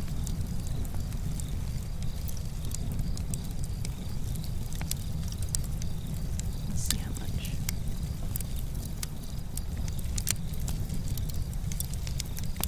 On to the next chapter to see what becomes next of our cat. As we reached the Place Verte and turned into the court of the hotel, the sound of the midnight bells swept over the city, and a horse car jingled slowly by on its last trip to the railroad station. We passed the fountain, bubbling and splashing in the moonlit court, and crossing the square, entered the southern wing of the hotel. At the foot of the stairway, she leaned for an instant against the banisters. "I am afraid we have walked too fast," I said. She turned to me coldly. "No. Conventionalities must be observed. You were quite right in escaping as soon as possible." "But," I protested, "I assure you—" She gave a little movement of impatience. "Don't," she said. "You tire me. Conventionalities tire me. Be satisfied. Nobody has seen you." "You are cruel," I said in a low voice. "Well, you think I care for conventionalities. You care everything. You care what people think, and you try to do what they say is good form. You never did such an original thing in your life as you have just done." "You read my thoughts," I exclaimed bitterly. "It is not fair." "Fair or not, I know what you consider me. Ill-bred, common, pleased with any sort of attention. Oh, why should I waste one word, one thought on you?" "Miss Wythe," I began, but she interrupted me. "Would you dare tell me what you think of me? Would you dare tell me what you think of my father?" I was silent. She turned and mounted 2 steps of the stairway, then faced me again. "Do you think it was for my own pleasure that I permitted myself to be alone with you? Do you imagine that I am flattered by your attention? Do you venture to think I ever could be? How dared you think what you did there on the seawall?" "I cannot help my thoughts," I replied. "You turned on me like a tiger when you woke from your trance. You really suppose that you mewed? Are you not aware that my father hypnotized you?" "No, I did not know it," I said. The hot blood tingled in my fingertips, and I looked angrily at her. "Why do you imagine that I waste my time on you?" she said. "Your vanity has answered that question. Now let your intelligence answer it. I am a Pythagorean. I have been chosen to bring in a convert, and you are the convert selected for me by the Mahatmas of the Consolidated Trust Company.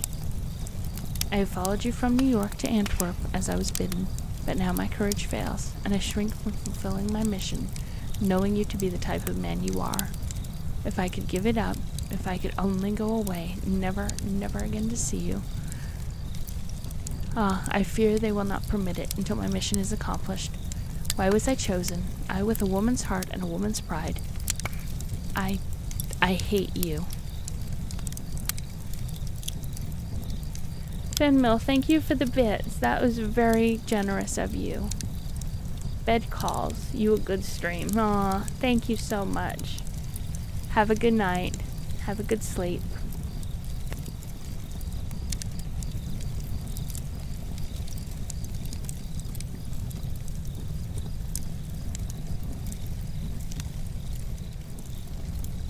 "I love you," I said slowly. She paled and looked away. "Answer me," I said. Her wide blue eyes turned back again, and I held them with mine. At last she slowly drew a long-stemmed rose from the bunch at her belt, turned and mounted the shadowy staircase. For a moment I thought I saw her pause on the landing above, but the moonlight was uncertain. After waiting for a long time in vain, I moved away, and in going raised my hand to my face, but I stopped short, and my heart stopped too, for a moment. In my hand I held a long-stemmed rose. With my brain in a whirl, I crept across the court and mounted the stairs to my room. Hour after hour I walked the floor, slowly at first, then more rapidly, but it brought no calm to the fierce tumult of my thoughts, and at last I dropped into a chair before the empty fireplace, burying my head in my hands. Uncertain, shocked, and deadly weary, I tried to think. I strove to bring order out of the chaos in my brain, but I only sat staring at the long-stemmed rose. Slowly I began to take a vague pleasure in its heavy perfume, and once I crushed a leaf between my palms and, bending over, drank in the fragrance. Twice my lamp flickered and went out, and twice, treading softly, I crossed the room to relight it. Twice I threw open the door, thinking that I heard some sound without.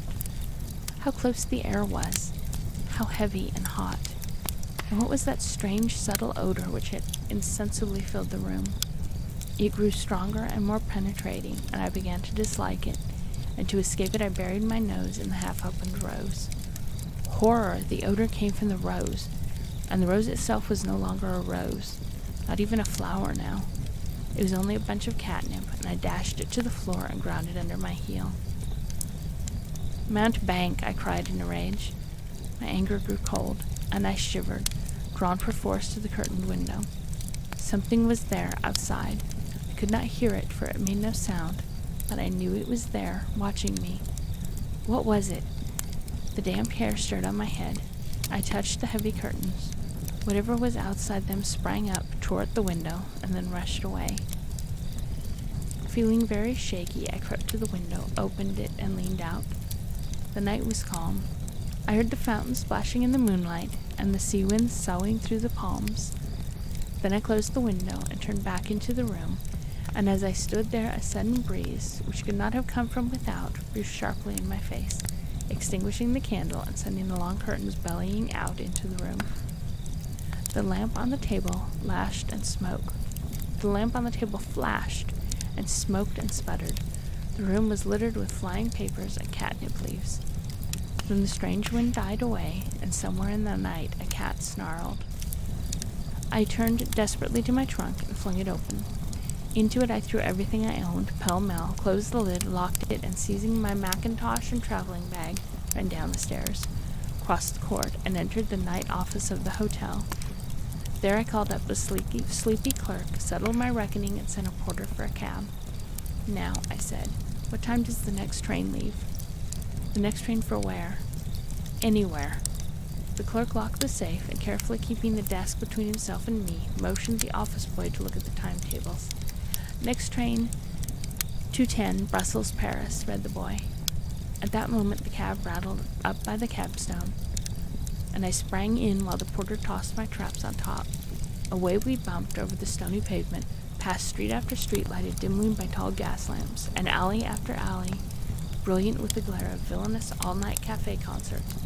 And then turning, we rumbled past the Circus and the El Dorado, and at last with a jolt before the Brussels station. I had not a moment to lose. "Paris," I cried, "first class," and pocketing the book of coupons, hurried across the platform to where the Brussels train lay. A guard came running up, flung open the door of a first-class carriage, slammed and locked it after I jumped in, and the long train glided from the arch station out into the starlit morning. I was all alone in the compartment. The wretched lamp in the roof flickered dimly, scarcely lighting the stuffy box. I could not see to read my timetable, so I wrapped my legs in the traveling rug and lay back, staring out into the misty morning. Trees, walls, telegraph poles flashed past, and the cinders drove in showers against the rattling windows. I slept at times, fitfully, and once, springing up, peered sharply at the opposite seat, possessed with the idea that somebody was there. When the train reached Brussels, I was sound asleep, and the guard awoke me with difficulty. "Breakfast, sir?" he asked.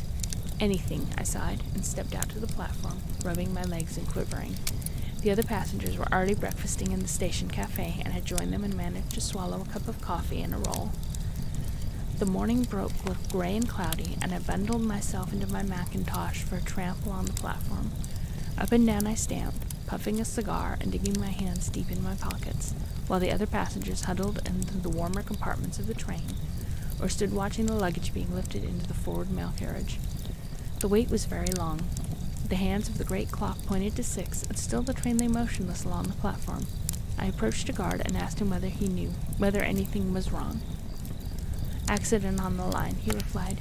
"Monsieur had better go to his compartment and try to sleep, for we may be delayed until noon." I followed the guard's advice and crawled into my corner, wrapped myself in the rug, and lay back watching the raindrops spattering along the windowsill. At noon the train had not moved, and I lunched in the compartment. At 4 o'clock in the afternoon the station master came hurrying along the platform, crying, "Montez, montez, monsieur, s'il vous plaît," and the train steamed out of the station and rolled along through the flat, treeless Belgian plains. At times I dozed, but the shaking of the car always awoke me, and I would sit blinking out at the endless stretch of plain, until a sudden flurry of rain blotted the landscape from my eyes. At last a long, shrill whistle from the engine, a jolt, a series of bumps, and an apparition of red trousers and bayonets warned me that we had arrived at the French frontier. I turned out with the others and opened my valise for inspection, but the customs officials merely chalked it without examination, and I hurried back to my compartment amid the shouting of guards and the clanging of station bells. Again I found that I was alone in the compartment, so I smoked a cigar, thanked heaven, and fell into a dreamless sleep. How long I slept I do not know, but when I awoke, the train was roaring through the tunnel. When again it flashed out into the open country, I peered through the grainy, rain-stained window and saw that the storm had ceased and stars were twinkling in the sky. I stretched my legs, yawned, pushed my traveling cap back from my forehead, and stumbled to my feet, walked up and down the compartment until my cramped muscles were relieved. Then I sat down again and lighted a cigar, puffed great rings and clouds of fragrant smoke across the aisle. The train was flying, the cars lurched and shook, and the windows rattled accompaniment to the creaking panels. The smoke from my cigar dimmed the lamp in the ceiling and hid the opposite seat from view. How it curled and writhed in the corners, now eddying forward, now floating across the aisle like a veil. I lounged back in my cushioned seat, watching it with earnest. What queer shapes it took, how thick it was becoming, how strangely luminous. Now it had filled the whole compartment, puff after puff crowded upward, waving, wavering, clouding the windows and blotting the lamp from sight. It was most interesting. I had never before smoked such a cigar. What an extraordinary brand. I examined the end, flicking the ashes away. The cigar was out. Fumbling for a match to relight it, my eyes fell on the drifting smoke curtain, which swayed across the corner opposite. It seemed almost tangible. How like a real curtain it hung, gray, impenetrable. A man might hide behind it. Then an idea came into my head, and it persisted until my uneasiness amounted to a vague terror. I tried to fight it off. I strove to resist, but the conviction slowly settled upon me that something was behind that smoke veil, something which had entered the compartment while I slept.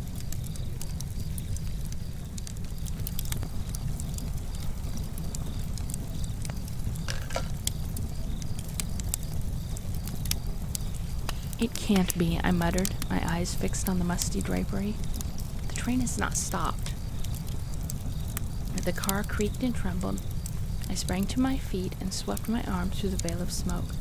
Then my hair rose on my head, for my hand touched another hand, and my eyes met two other eyes.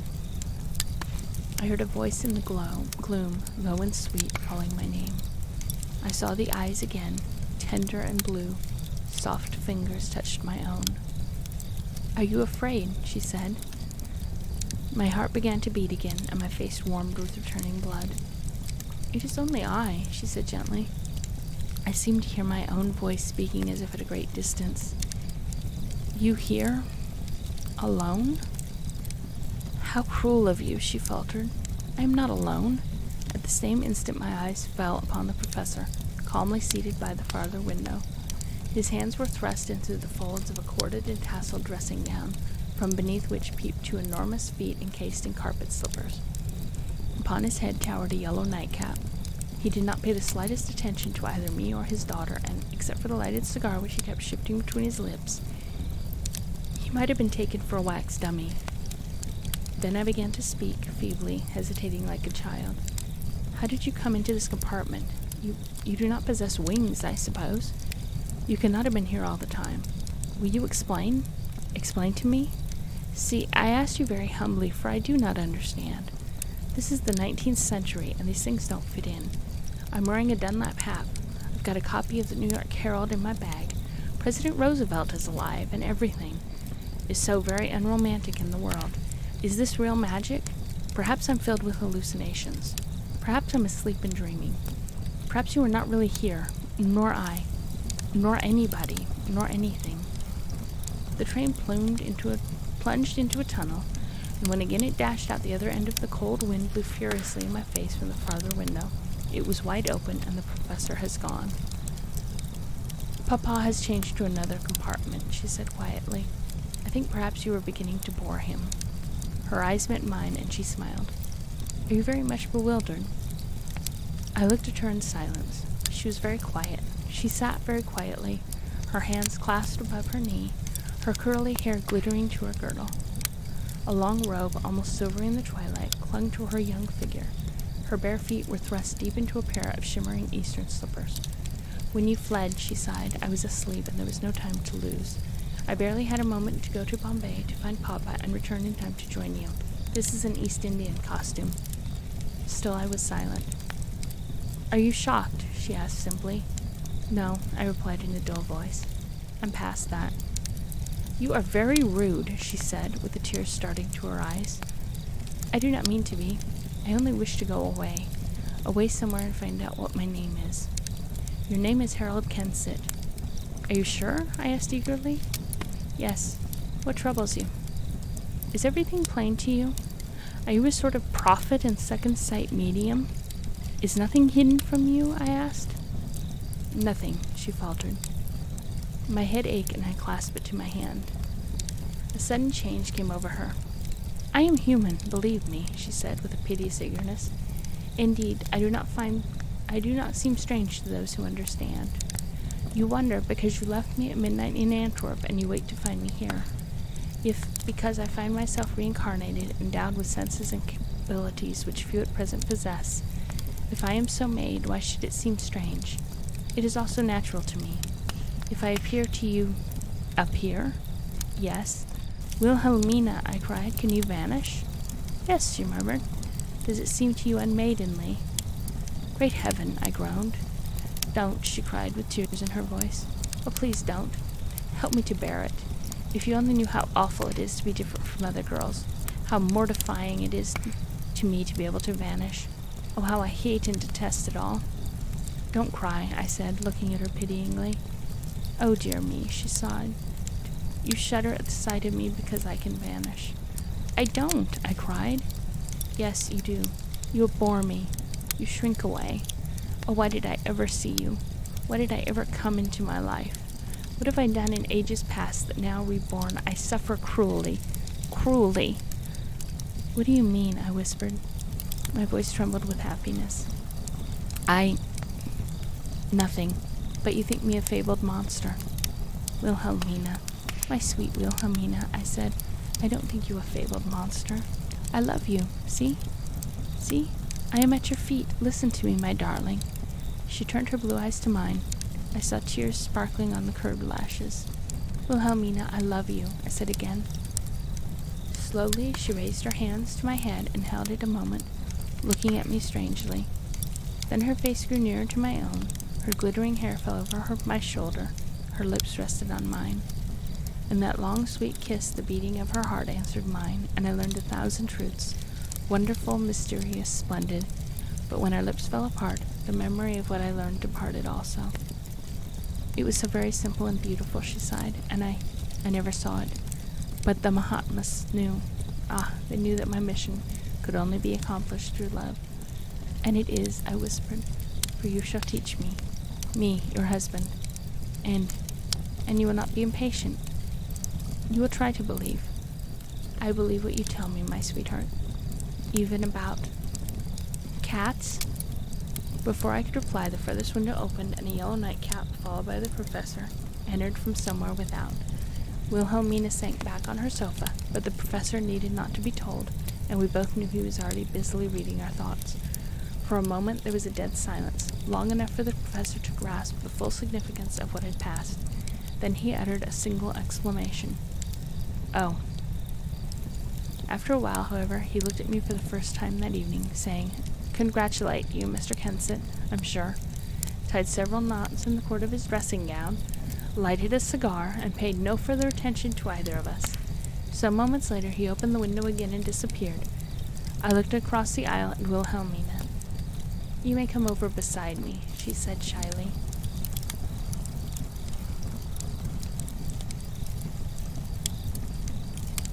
And that is the end of that chapter, and I think that is going to be the end of our stream. We have made it up to chapter 25. The story has taken quite the turn, hasn't it? We went from scientifically looking to creatures to now we've got some other guy telling us stories about cats. It's always cats. Always. So thank you so much for joining me. I'm so glad for all of you that were here. It was a good stream, I think. OBS didn't crash tonight, so that's always something. Let's see who we can go and who I shall send you off to. Where shall I send you all? Who is online? Sand Experiment is online. You guys want to go see Sand Experiment?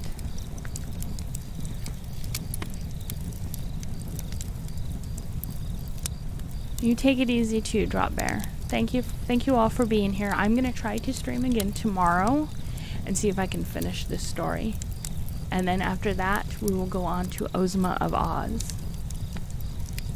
Yeah, Anna is pretty great. I'm gonna send you over to her.